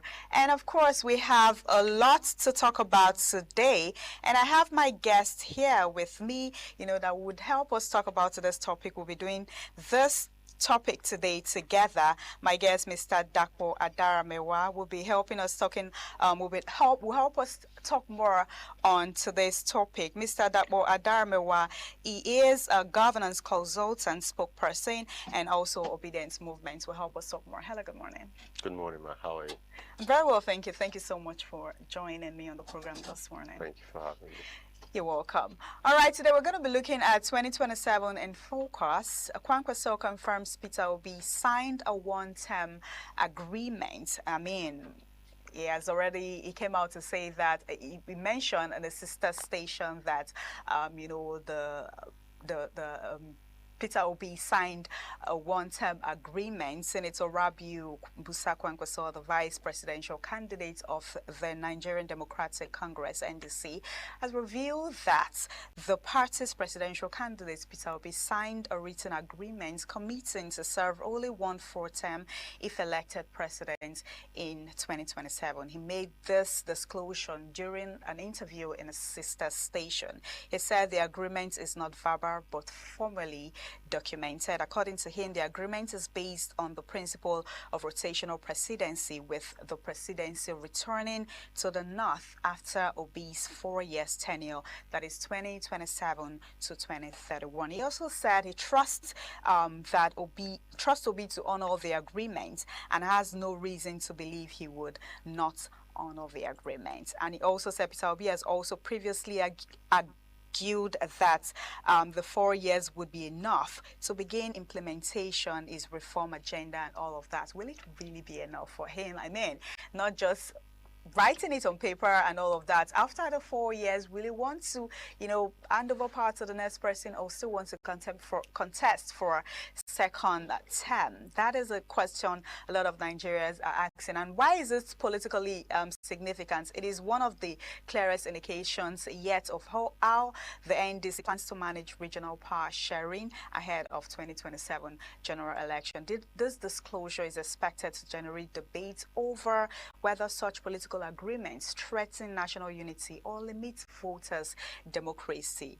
Mr. Dakbo, let's talk. Why would the presidential candidates publicly, commit to serving only one term? I mean, he said it earlier one time that, if he's been voted as a president of Nigeria, that he's going to serve for just one term, which is 4 years. And after then, power will be taken to the north. I mean, why would he? I mean, the vice president, the presidential vice president, Rabiu Kwankwaso, just made the statement that Peter Obi has signed, an agreement that just 4 years. Once it's 4 years, I'm done. 4 years is enough to make an impact in Nigeria. And then also in the spirit of fairness and equity, it's very important that we do, for now, have that rotationary presidency, because we need to face the reality that Nigeria doesn't have as much of a shared identity as we would like it to do. And so in a situation where we require a delicate balance, it's very important that we have that rotation, keeping that balance, at least for now, until we're able to develop a shared identity to the point that it is more important to us than our, shall we say, tribal or ethnic identities, right?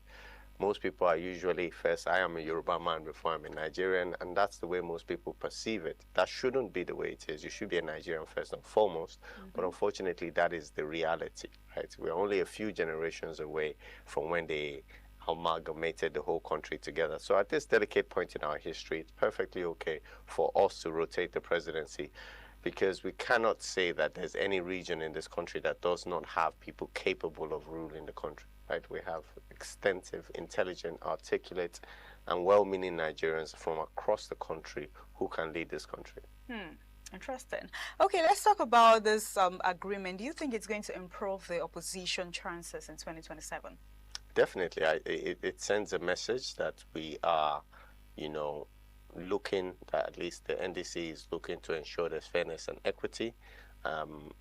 One would question why the ADC is choosing the candidate that it has, because that does not fit in. But then again, I don't think Atiku has ever respected the north-south balancing of power. So it's nothing new, right? But it definitely does send a message, and it's particular voters from the northern part of the country feel that, okay, this is fair. Let him finish 4 years that belongs to the south, and then power will rotate again. You think he's going to, there are a lot of speculations on that this particular comment. I mean, when the Rabiu Kwankwaso made the statement, a lot of people saying, oh, how are we even sure? I mean, at first, like I said earlier, Peter Obi just came out to say that, okay, I will do 4 years. After 4 years, we'll hand over power to the north and all of that. And now that it's Rabiu Kwankwaso has, made it clear that it's already written down, and some persons are still saying that, how are we even sure? Can he do everything he thinks he can do? Like you made mention earlier that 4 years is enough. What makes you think 4 years is enough? 4 years is more than enough. I mean, look at what has happened in 4 years, right? The purchasing power of Nigerians has been cut by almost 100%. People, one naira now cannot do what it used to do in 4 years, right? So you can see that 4 years is enough to make drastic changes to the country, right? So it's more than enough to make positive, drastic changes as well. It's more than enough to make positive. Definitely. Okay.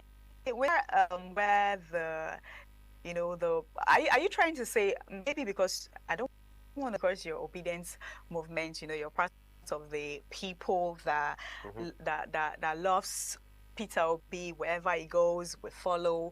I don't want to use that, right? But at the same time, don't you think the president, stand a chance for 2027 election? Nobody's saying he doesn't stand a chance. I think it's the basis upon which that chance is built, right? If it's upon fairness and, ensuring that there's a free and fair vote, I don't think the Nigerian people are very pleased with the way he has led the country, not in any region. I don't think the mass of people are in support of this government, right? So the chance that he does stand, I would say, would come from any nefarious activities that can happen. If you're talking like this, the primaries election, we saw the the votes the APC pulled out, we saw that they got almost 11 million votes. So who are those persons that came out to vote for him? Even though we as Nigerians, we are seeing what is happening, I mean, with the situation of the country in terms of food, in terms of food scarcity, in terms of insecurity and all of that. And a lot of persons still came out to vote for this particular people. But you just made sure that Nigerians, I mean, with what has been happening, you know, if I asked you if the president started a chance, and you said, I mean, if Nigerians would want to be fair enough with what has been happening, they would not come out to vote. But looking at the primaries election, we saw what happened. And the president pulled that almost 11 million votes. Where did these people come out from? Well, for me, I don't know what you saw, but I know what I saw, right? So what did you see? What I saw was adults who can no longer count. You know, it seems like when you join the ruling party, not only are all your crimes forgiven, but also you lose your ability to count 1 to 100.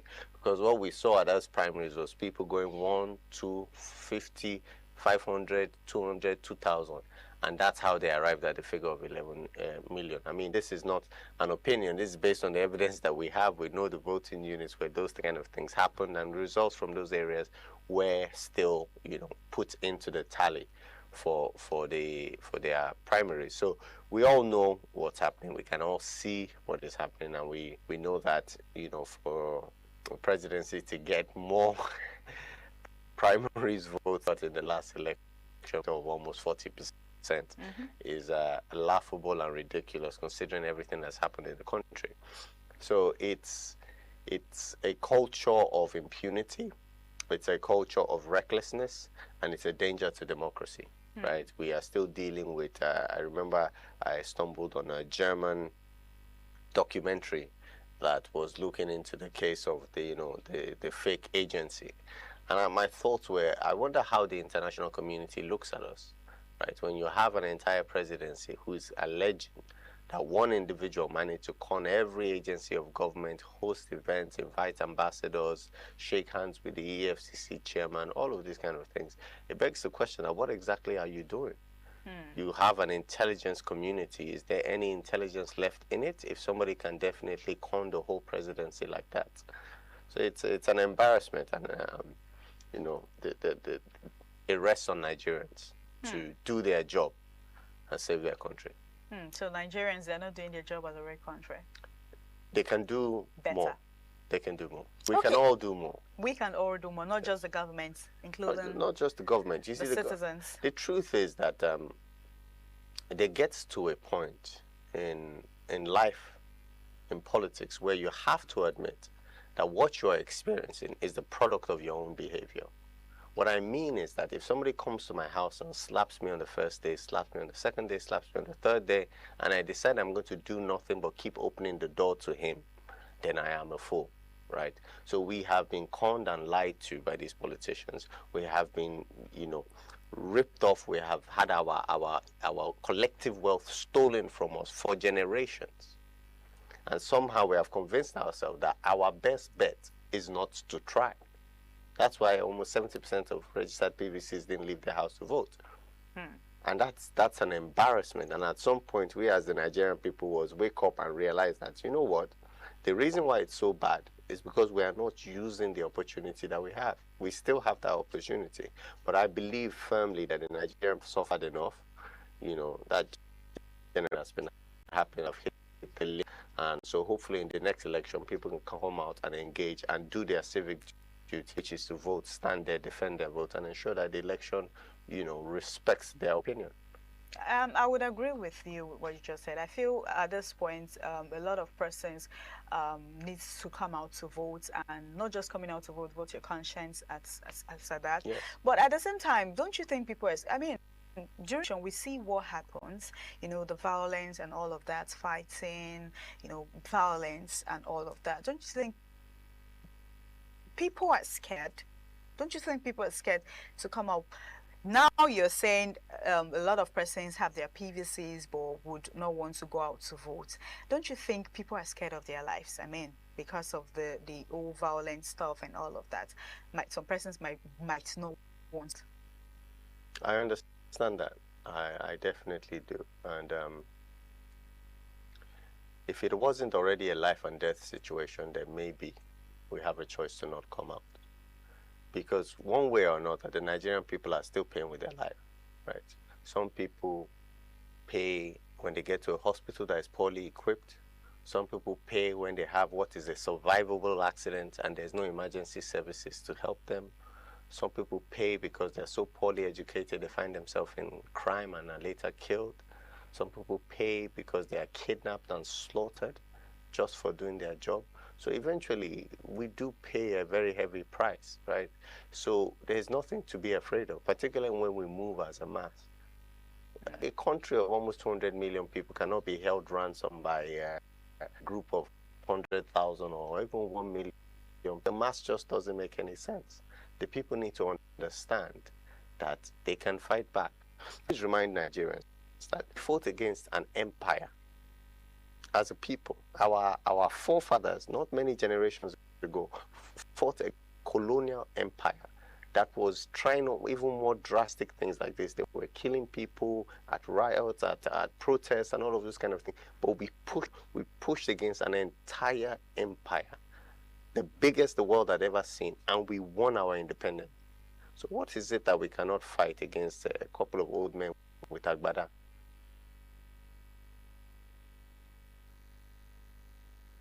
So you think Nigerians, they've done more compared to what's happening now? Definitely. Our forefathers have fought greater odds, and they have done it with grace. They fought it, even in the face of the fact that they might not win, they fought. And guess what? They won. And that's why we are not somebody's property. My last name is Adaramo and not Smith, because my forefathers decided to fight. If they had not fought, my last name would be Smith, and I would be somebody's property. And that's the same for every Nigerian. So we owe it to the next generation in the spirit of national determination to continue to fight to ensure that our country is safe. I was looking at something the other day, and they were going around looking at the topography of Nigeria, and we have such beautiful places in this country. We have mangroves, we have deserts that people around the world should be coming to explore. We should be traveling. I don't need to buy to go to Egypt. Nobody needs to travel anywhere. We have all the every possibly think of. There are places in this country where it hails, where it snows. True. We should an oasis, a dream destination. Our past people should be. Not that when they see us, they will already be telling us, is this your visa real? Which embassy gave it to you? So it's a shame that some people have hijacked this country, this beautiful country that we have, and have put us on this path, but we still have a chance. Countries are doing it. Countries are fighting. They're pushing back and removing despots. They're removing, bad leadership, changing their country. And we owe it to our children and our children's children to do everything to ensure that this country continues to serve every one of us. So what you're saying now, in essence, is Nigerians should come out to vote no matter the situation. No. I mean, come out, vote. Come out, vote, simply because the alternative is to continue the decline. We've not had any respite in terms of the fact that most of our leaders in this country have failed the people. And it's getting worse. And so the people need to understand that, you cannot have your leaders telling you that, oh, this is a tough time, bear with us, but yet they are driving the latest Escalades, they are driving the latest BMs, They have such for the people. And yet we, the people, are there, saying, okay, nothing will change. What are you talking about? We have now reached the point where they're handing over to their children. It's the first time in our history that has happened, right? They're handing over the reins of power directly to their children. So that means you were a slave to the father, and now you are destined to be a slave to the son. That's a wasteful thing. Okay, what you just said, I saw a trending video on the internet where the president's son, went to watch the World Cup, and some persons were saying, you know, on the comment section, you know, social media and all of that, some persons were saying, oh, your mother, which is the president's wife, you know, Senator Remi Tinubu, came out to say, oh, most of these actors like Ashake and the rest, Davido, they should come out and support the people, you know, the money that they worked hard for. And your son is out there, you know, enjoying this morning and, you know, going to watch the World Cup with his children and all of that. You know, I'm just saying because of what you said that, you know, most of those politicians driving big cars and all of that, you know, it's Nigeria. That's for you. That's Nigeria for you. Yeah, that's Nigeria, and it speaks to one thing that I firmly believe, which is that many of the ruling class have gotten to the point where they feel they no longer need to pretend.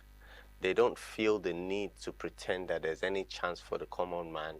You know, on one hand, you have a presidency that is advising young Nigerians to get into the kuli business, to get into the agbado business, and all of those kind of things.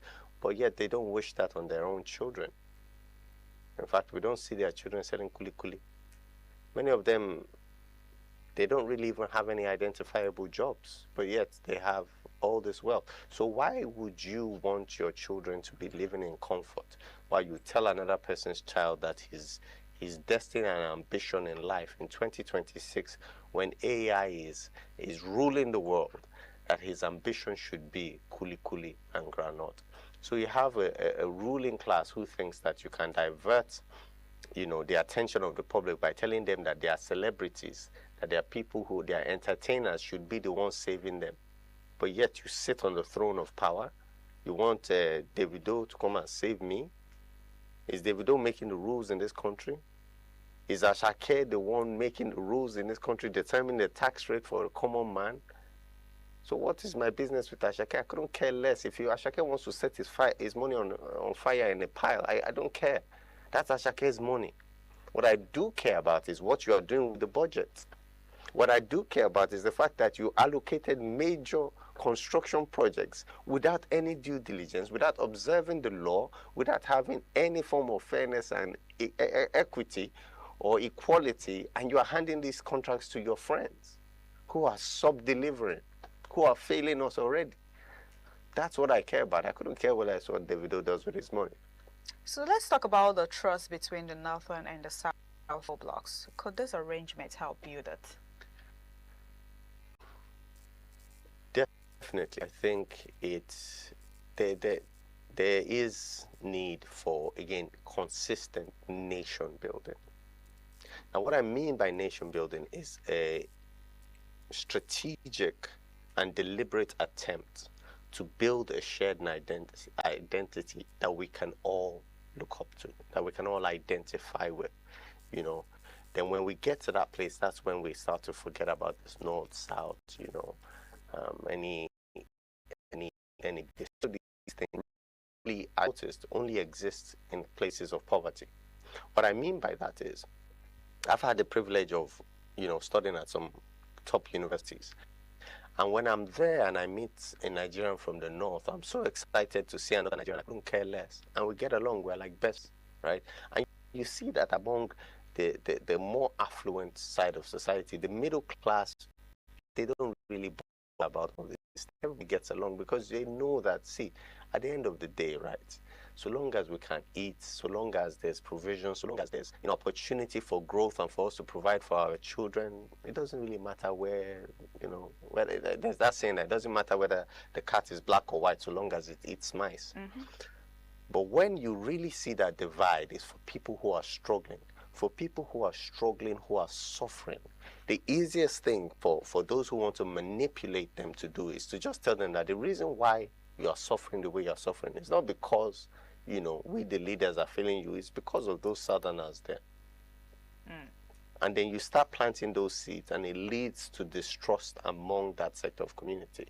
And it's very effective for those who run this country to keep it that way, because that way, you know, the young man in Kano who hasn't had the opportunity to do anything with his degree doesn't recognize that the biggest threat to him is not some Christian down. The biggest threat to him is his leader, is his governor, is the presidency that has refused to create the structures that will give him a chance in life.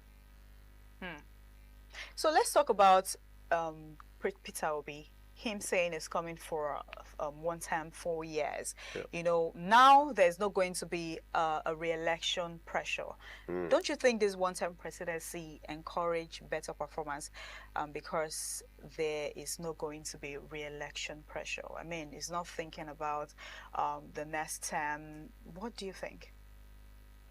Well, there's also the continuity, shall we say, strategic planning factor, right? In terms of, you know, when a person only has 4 years, there are certain projects that you can, shall we say, you can't see through to the end because of your short term, right? I think in order for us to keep the country balanced, it's important that we have this north-south rotation. But outside of that, I think the 2-term is a good idea. I think it delivers. You know, one could argue that maybe we can go, I think there's a proposal for a single term of 6 years and all of those kind of things. Now, those are ideas that are worth evaluating. But for now, I think 4 years is enough, you know, so that the Nigerian people can take a breather, reevaluate. Do we align with this person? Do we align with that? And if they do, they give him their vote again. You see, you don't have to worry about re-election if you are delivering for the people, right? So structure of democracy itself, I think it's suitable. But in the case of Peter, there is that agreement that he would only serve 1 term. And I think beyond that, Nigerians need to understand that when we bring in, you know, a party that delivers, right, it's continuity within that party. Okay. The same way there was continuity in the ruling party between Muhammadu Buhari and Bola Ahmed Tinubu, the same way there will be continuity. But hopefully the continuity in this case, positive continuity, because if Obi can deliver in full, whoever takes over from him under the same party will deliver even more the next year, right? But on the other hand, you know, failure to an extent, we had seen hell, and then the last 4 years, they've taken us to another level. Talking about performance, you just mentioned about performance. If you perform well, you don't need to be bothered or about the next coming election and all of that. The president, with all the happening, we saw that he had 30 governance in the APC. And I don't know, some presidents were like over 30 governance in the APC. Why are you still, I don't want to use the word scared, I'm trying to phantom the word, you know, about the opposition parties. If you have over 30 governors, you just made mention that if you perform, the people would want to, you don't need to be scared or bothered about the forthcoming election. I mean, Nigerians, they got you're delivering, you're doing what you're supposed to do as the president. It's trying, we would want him to come back again for the second term. Having over 30 governors and you are still worried or about the forthcoming 2027 election. What would you have to say about that? Well, I would say that the presidency right now is the most effective at winning over the elite, the ruling class. Never in our democracy had somebody so effective at virtually, not, you know, virtually creating almost a one-party state. I think recently he appointed one of the former governors who was in the PDP right now to another council or something like that, right? So in terms of unifying the elites, he's done a phenomenal job. But let us understand that governance is not about the elites. Governance is about the people and your impact on the people, right? And so this presidency, I believe, recognizes that when you take the price of fuel and triple it, when you take the value of the naira and almost halve it, when you take the cost of basic goods like tomatoes and almost triple it, and rice and double it, the people can never be happy. The people don't live on promises. The people cannot eat your promises. And unlike the elites that have a huge savings and can weather this storm, most Nigerians, 90% of Nigerians, mind you, do not earn up to 120,000 naira a month. 90% of this country.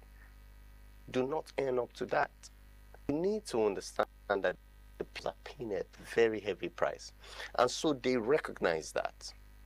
But rather than trying to keep the people happy, they want to keep the ruling elite happy. Their strategy is that if we can keep the ruling elite happy, forget about the masses. But they know that that strategy is so weak, so fickle, makes them paranoid. Ordinarily, if you have, it's like if the other way was true, if you have the people and the elites are not as happy, right, you have a stronger base. But he has tried to keep the elites happy. He has tried to ensure that all the senators are still getting their allowances. In fact, the allowances have gone up. You know, it has been adjusted. Their fuel allowance has been adjusted. He has tried to ensure that they are comfortable, forgetting that they're all there to serve the people. And now the people are suffering. So that's where the paranoia comes from. Because they recognize that the people themselves are ready to go any other way. They're ready to vote in somebody that they believe in. And so that's where there's all this. I mean, I think there's a ruling against the ADC, there's a ruling against the NDC, you know, all of these funny things that are threats to the very democracy that we have. And that's because that they have not done right by the people. They have made no attempt whatsoever. And the people will come out on that day and express themselves. So do you think, let's talk about the president. Do you think the president knows what's actually happening outside? What if is the people giving him information and not passing the right information to him? I mean, telling him that, oh, things are good, things are this, things and that, and that's when things are actually the opposites of what they are telling him. So whether or not the people around him are lying to him, it's still regardless his fault. Any lead of his salt understands that even at the company level, you don't sit around and talk to the CEOs or the directors. I think you have a good understanding of what's going on in your company. You have to engage with your security guard. You have to engage with your receptionist. You have to get those people in a position where they can speak freely to you. So it is the job of the president to ensure that he is grounded and understands what is really going on outside of the echo chamber. Because the presidency is an echo chamber. If we look at the way, particularly the way our culture and the way we relate to our leaders, you know, particularly because we're very respectful people, nobody wants to tell Mr. President, you are failing in this regard. You are a wholesome failure in this regard. The people don't want to do that. The people are telling anymore, you are doing such a fantastic job. The one person that challenged this presidency, I believe, the former Tayo Aina, the former, FIRS, he was in charge of the tax anyway. He's been booted out because he once publicly came out and countered the figures. The wrong figure presidency was releasing. He clarified and ensured that he got details out there. That was an example of somebody who chose truth over massaging go, and he paid for it with his job. So you have that kind of culture where they are creating an echo chamber and lying to themselves. But it is still the job of anybody who wants to be president of Nigeria to ensure that he's grounded, to ensure that he's moving around and hearing directly from the people, both positive and negative comments. Okay, recently, a few ago, the Minister of Finance came out, Taiwo, they say that the federal government to introduce it's called casual impact of, I don't know if you saw it, like, to see if this finance that is being given out is actually getting to the ordinary range. Because according to them, things are getting better. You know, I said, how we sure the president is getting the right information. So now they want to, you know, they've not implemented it yet. You know, they're introducing a shared prosperity scorecard, you know, to be able to measure things of economic reform. But don't you think that's also going to help? Because, like I said, the presidency, they think that the economy is good, but because even though they're thinking the economy is good, but people are still complaining for scarcity, insecurity, and all of that. Okay, if people are still complaining, we are thinking the economy is good, why don't you just, you know, bring this scorecard out, you know, to measure economic reform? What's your take on that? I believe the presidency has released some information not too long ago, hand-picking metrics that might suggest that they are doing well, or at least to convince themselves. The way I look at it, convince themselves. Yes, yes. A child who's lost in his exam and goes home to his parents that compared to the people in the junior class, I did well. I did well. It's self. And the parent that says, oh, it's true, I failed at SS3 compared to the GS1 student, you have more knowledge. And so that means you are achieving anything. It's lying to themselves, right? And so we have this manipulation of figures. If the presidency wants to know what's going on with Nigeria, but I suggest that they do a live stream. Do a live stream and let us just call in and talk to the president. People do it in countries, yeah. Or do a town hall. We all remember that statement, a town hall.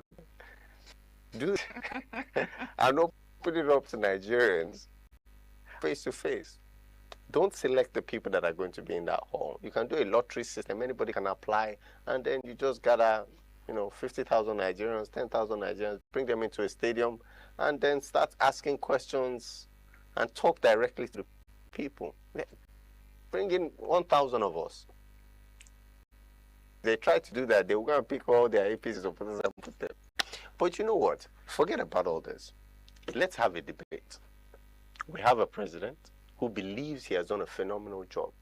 He believes he's well suited to keep the presidency. Why doesn't he have a debate with the other two candidates? The last election, he ran away from it. He's the president. He should come out. He's an articulate man, and I believe he's intelligent. He must be if he wants to be president of this country, right? So why doesn't he sit next to Mr. Peter Obi and the other candidates as well? Let's have an open debate where they can ask themselves questions, and let's get to know the persons who are in this country. And let the president himself come and in a debate prove to every Nigerian that he had an excellent job. And I tell you what, if he can do that and make a convincing argument, I will vote for him. I will vote for him. So you're actually not voting for him? Oh, whoa. I'm going to vote for who will save Nigeria, and I believe Peter Obi is the person. But I tell you what, if you can put the current president, Mr. Tinubu, next to Peter Obi, next to Atiku, and a debate, somehow he managed to argue his point and silence the others and convince me that he truly has delivered for Nigerians, who am I? I'd have to vote for him. But somehow I don't think that's ever. I once had a guest that said, instead of this prosperity scorecard, why don't Oyedele just go to the market and price himself? I mean, price of tomatoes, just go to the market, the macroeconomy stuff, go to the market and see for yourself. He can't afford that. The smell of poverty would stain his suit. So he cannot be afford to be that close to the to the common man. You don't want to stain him, So no. You can't stress him. He orders his things, probably from Europe. Okay, let's talk about the investors. Would investors and development partners view the plan single term as a source of stability or uncertainty? The biggest indicator to investors and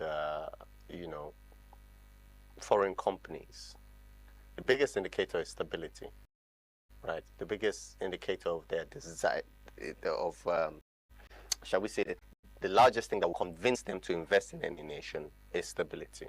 And that's why we all use the US dollar, because we know that it's a stable thing. Now, in order to have stability, you need to have a functional democracy, right? And if the democracy is allowed to flourish as it should, I believe that will send a signal to them that it's go time to invest. If we bring in somebody who is able to really stamp out corruption, somebody who is able to ensure that that people do not create fake agencies in their presidency, then I think it would send a message to the international community that Nigeria is ready and open for business. The level of maturity, because and imagine a foreign investor looks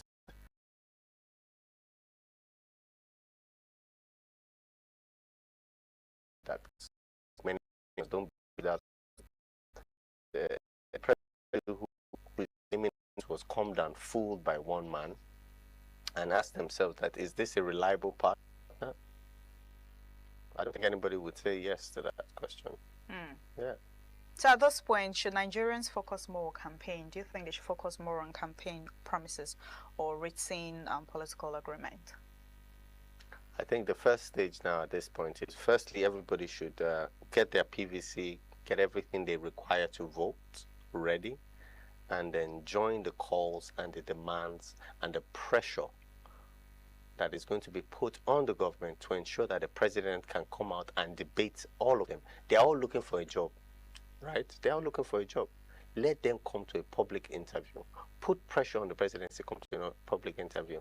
And based on that, and based on what their stomach is telling them, what their wallet is telling them, what their lifestyle is telling them, Nigerians should go out and vote and defend their votes. That is my advice to everybody over the next 9 to 10 months. So you think they should go out to vote and vote? They should, get ready to vote.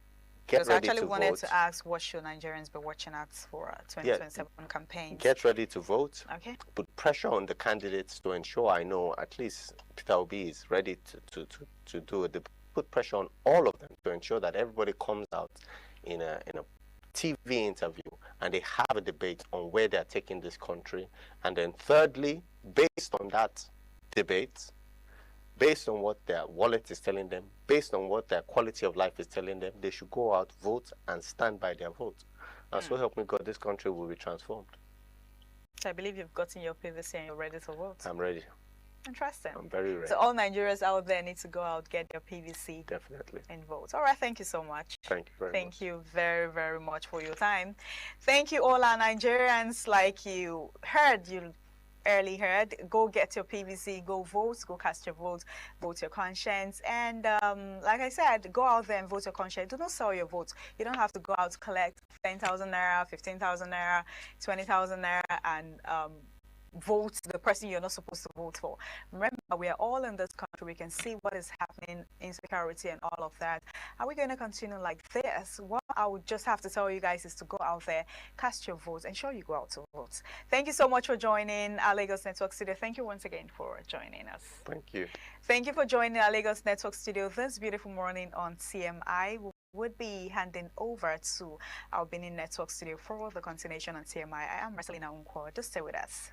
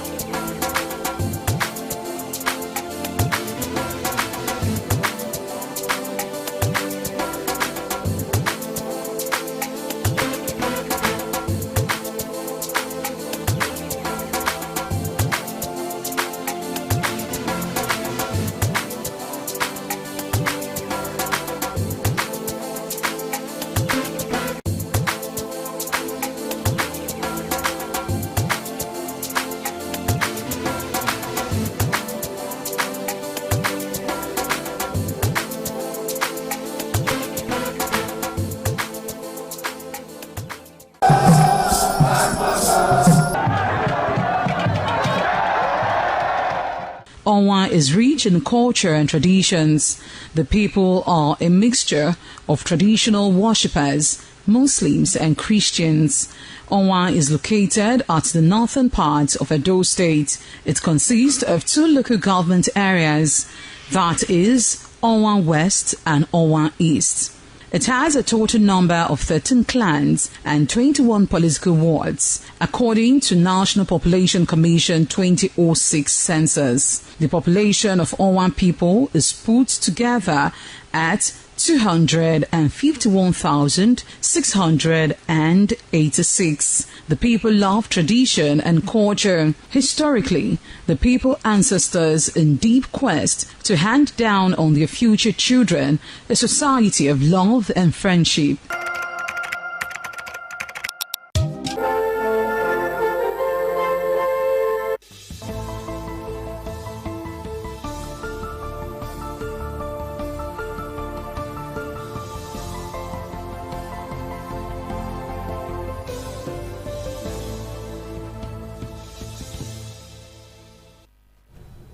Beautiful morning to you, and thanks for joining us on ITV News for this time. I am Harry Igboje.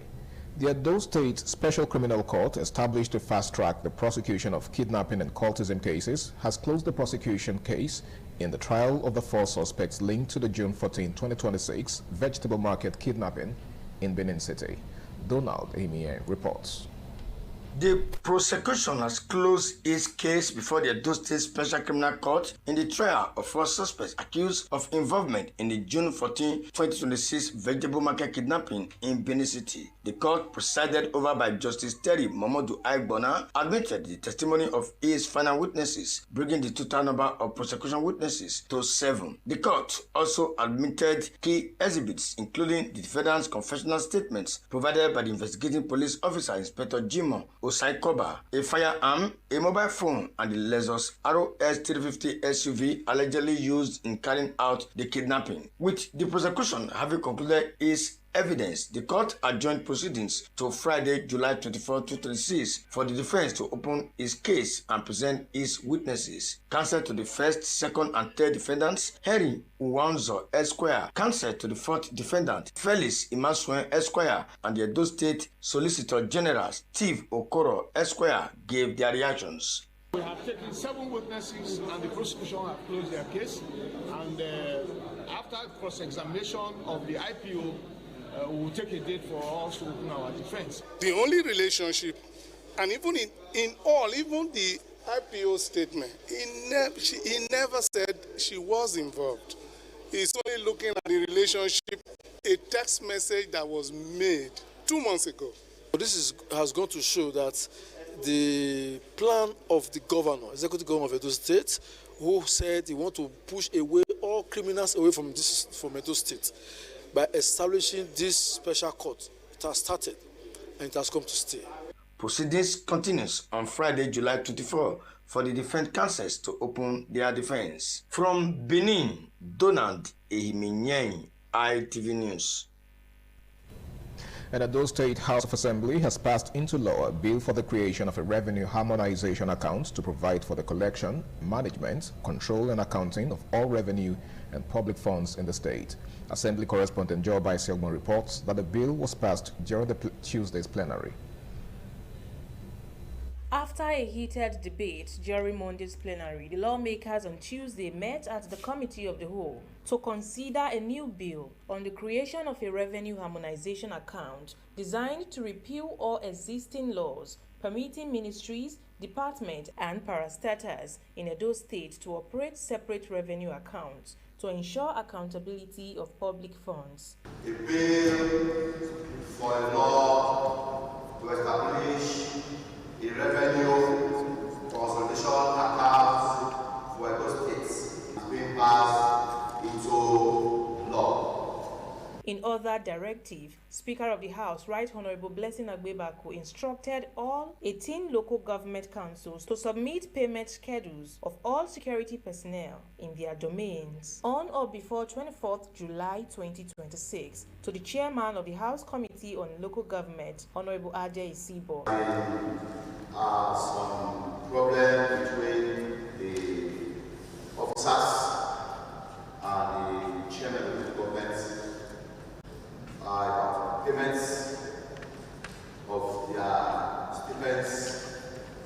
monthly. I want to compel all the chairmen to furnish the House with the payment schedule of the officers in their various departments. The latest 24th of this month, please, those schedule should be with the chairman of the local government committee. From the Edo State House of Assembly, Joy Obaisiagbon, ITV News. The University of Benin Teaching Hospital UBTH has entered into a partnership with Independent Television and Radio on ways of expanding the frontiers for mutual benefits, especially in improving healthcare services for members of staff of the broadcast organization. Pius Nsoro reports that this understanding was reached during a courtesy visit by the management of ITV and Radio, led by the Managing Director, Engineer Elvis Obaseki, to the hospital's management, headed by the Chief Medical Director, Professor Idia Izeyamu. The meeting was a move by the MD of ITV and Radio, Engineer Elvis Obaseki, on the importance of prioritizing the health and well-being of media professionals, whose demanding schedules often leave them with little or no time for regular medical attention. Addressing the management of UBTH, Engineer Obaseki noted that media practitioners work round the clock to keep the public informed, educated, and entertained, often at the expense of their own health. He appealed to the hospital's management to partner with the organization by providing accessible and quality healthcare services for members of staff. We have come to seek a collaborative partnership that will also boost and take the UBTH brand high up there, especially for the CSR. And we are in an environment where we practically work 24 hours. Responding, the Chief Medical Director of UBTH, Professor Inibokun Idia Izeyamu, expressed appreciation for the visit and highlighted some of the milestones recorded by her administration in less than 1 year in office. She said the hospital has undergone significant transformation aimed at improving service delivery, expanding access to quality healthcare, and strengthening public confidence in the institution. We want UBTH to get to that level where when you come, you have a better service, it's more efficient, it's more modern. Professor Idia Izeyamu immediately approved the request for collaboration, affirming that the health of media professionals is essential to nation building. She assured the management of ITV and Radio of the hospital's commitment to ensuring that members of staff receive the quality health care they deserve, despite the demands of their profession. The UBTH Chief Medical Director also congratulated Independent Television and Radio on its almost 30 years of uninterrupted broadcasting. 30 years of no downtime. You know, there are other TV stations you will see we are not on technical issues, but I've never seen that with ITV. The UBTH CMD appealed to members of the public to refrain from actions and comments capable of tarnishing the image of the teaching hospital. UBTH is not a place where people are killed. It's not true. We give our best, 100%. Our nurses are one of the most organized, efficient, and best trained in Nigeria. The federal government has been giving us equipment. We have personnel. We have the oncology center, which was commissioned by the federal government to treat cancer, and we are the only center in the South-South. The courtesy visit, attended by top management officials of both organizations, ended with the exchange of gifts as a symbol of goodwill. From Benin, Pius Nsoro, ITV News. And public reactions have continued to trail the Senate's passage of the Federal Road Safety Corps Amendment Bill 2026, which proposes a 50,000 naira fine for anyone convicted of hawking, trading, or preaching inside commercial vehicles. While some Nigerians believe the measure will improve safety and reduce distractions, others argue that it could affect people's means of livelihood and freedom of expression. Ehisu Muri has more. The Senate passage of the Federal Road Safety Corps Amendment Bill 2026, proposing a 50,000 naira fine for anyone convicted of hawking, trading, or preaching inside commercial vehicles, has sparked mixed reactions among Nigerians. Some Benin City residents described the proposed penalty as too harsh, arguing that many bus hawkers depend on the trade for survival, while others maintain that preaching should not be criminalized if it is conducted peacefully and without disrupting passengers. There are a lot of challenges on the road than to start zeroing on preaching in buses. I think it is trying to curb the religion of certain persons, and I don't think that that is what should be the priority of that commission. The gospel that have been preached is one of the major tools that have allowed peace to reign as far as this country is concerned. The sales of things in the vehicle, I do not see anything really wrong. There are better issues that is affecting the society that they need to talk about and work on. Responding from Warri, Delta State, Comrade Ranti Taiwo supported the move by the Senate, citing the inconveniences the practice project in buses. This is the best decision in that Senate House, because this issue of preaching in buses, motor parks, market square, every angle of the community is getting out of hand. It's becoming alarming. If I'm a passenger in a bus, I have my rights to get my own cool environment. Not that somebody will come and start shouting, making noise. So I need my freedom and my peace inside that bus. From Lagos, a legal practitioner, Jide Ologun, said Christians are concerned about the decision of government and the issues raised, but advised government to look into it deeply as it may spark reactions, especially from the Christian community. What research has been done to say preaching in the bus actually causes accident? If the attention is on road safety, then why don't you make a law that all roads in Nigeria should be free of potholes? Most Nigerians are calling on the government to balance public safety with the protection of citizens' rights and livelihood. From Benin, Ehis Ohunamure, ITV News. And that report wraps it on ITV News for this time. Many thanks for watching. I am Harry Igboje. Good morning.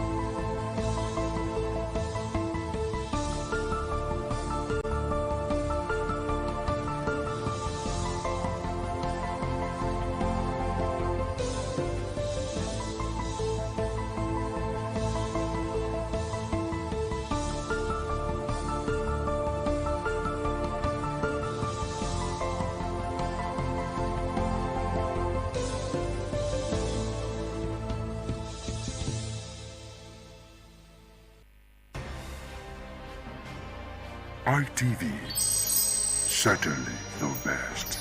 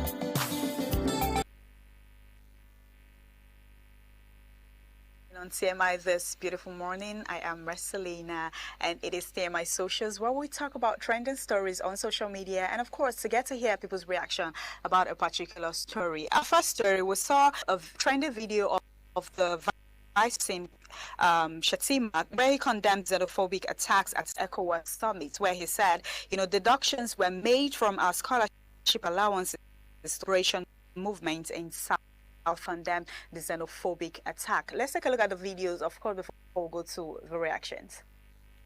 On our proposal South Africa, in strongly condemning the xenophobic attacks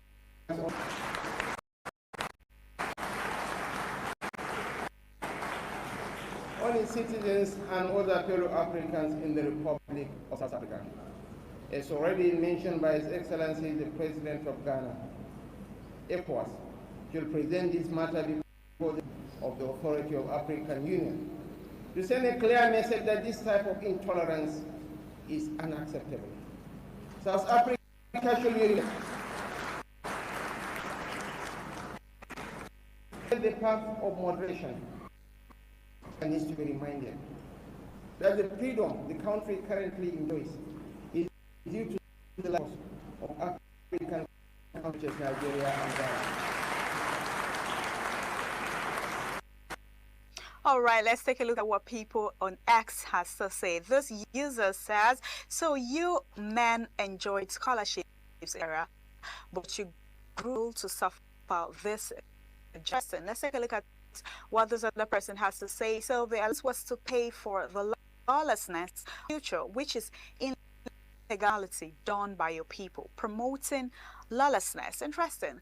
Another user says, if African is xenophobic, why are the so-called African citizens not of failed countries, since no one elected them to South Africa? And beyond that, okay, let's take a look at another reaction. The person said, that was in the past. What a win-win relationship do we have with South Africa today? What major bilateral relationships do we have that benefit both countries? Diplomacy works of perpetual relevance, not majority on the past. Interesting. This other user says they benefited from scholarships that reduce the cost of education, yet today's students are being offered loans and told reform. Replacing public support with debt. Okay, that is for that. The second story would be looking at is the particular story trending on the internet, a moment where Honorable Moses Ogodo knelt in appreciation as Delta State Governor Sheriff of Bowery sworn him in out. This particular trending on social media, and different people has a lot to say about this video. Take a look at the video before we go to the reactions.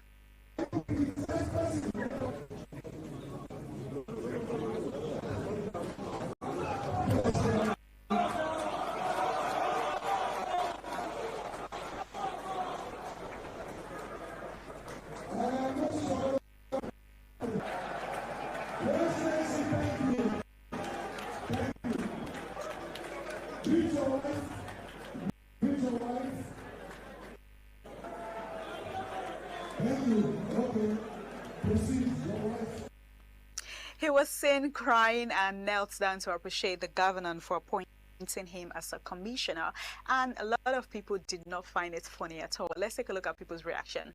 This user says, you don't have to kneel down for now. Respect and gratitude can be shown without going that low. Just focus on delivering for the people. That is what really matters. Okay, this other user, Osinachi, says, you just see that he doesn't deserve to be there. Intellectuals who have something to offer will not be kneeling in tears to thank the governor for appointing them to serve. Interesting. Let's take a look at another reaction. Joe Boy says, kneeling to thank the governor for an appointment, that is not humility, that is operation. Serve the people, not the man who put you there. Okay, this other user also says, nice to see humility in leadership. Kneeling isn't necessary. Respect is earned through actions and results, not gesture. Wishing the new commissioner success in serving the people. Okay, another reaction on the comments section also says, Baba realized he is about to mention wealth, generational embezzlement, and couldn't hold it in fairs. Okay, let's take a look at another reaction. Joe says, if not slavery mentality, what done for your fellow man is not even the king, is a governor will finish. That is for that particular story. A lot of people, like I said, semi-socials, different people with their different reactions. Some persons sees it as a sign of gesture, while some persons sees it as a sign of you're supposed to be there, you didn't earn it, you're there because you favor all of that. Let's take a look at the last story. This story has been trending on the internet, where Senator Mongono queries Finance Minister Taiwo Oyedele, where he says, why is budget not being implemented? It is a breach of the law and an impeachable offense. This particular video has been trending on social media. Take a look at the video before we go to the reactions. It's not implemented because it is a breach of the law and it's an impeachable offense. It's Mohamed Taib Mongono. I represent Borno North Senatorial District. Mr. Honorable Minister, I've listened carefully to your brief and the very beautiful figures that you have reeled out to make the budget. Where are these revenue going to? If the budget, for example, 2025 budget, has not been implemented, and we have to roll over 70% of 2025 to 2026, and that with the promise that 30% will be implemented before March. Up to March, even 30% was not implemented. National Assembly has to extend the lifespan of the budget up to September to allow government to implement just 30% component of 2025 budget. The issue of 2026 have not arisen completely. It's not arisen. Interesting. Let's take a look at picture on X. This user Prince said, where are the opposition parties in all of this? The government has given more reasons for them to a revolution. Interesting. Another user says, when budget becomes political weapons instead of tools for development, the people suffer. Let the law take its course, but fix the system. Okay, let's take a look at another reaction. This other person on X says, did he answer the main questions? Why are we rolling budget forward and yet to implement 30% of 2025 budget in July 2026? Where is all the money going to? Why have they retained some money rather than sharing to the three arms of government? Interesting. There's another user says, don't be surprised if tomorrow you see the same man do a complete 180 and start telling Nigerians that Bola is the best president since independence with the highest budget implementation rate in the country's history. All it takes for this dramatic U-turn is a single phone call from the villa, and suddenly everything falls into place. Interesting. Okay, that's for that. This is all we've got for you on TMI Socials this beautiful morning. I want to say a very big thank you to all our viewers, our esteemed viewers, for joining on TMI this morning from our Lagos studio, from our Abuja Network studio, and also from our Benin Network studio. I am Marcelina Unkwo. Do have a beautiful day out there.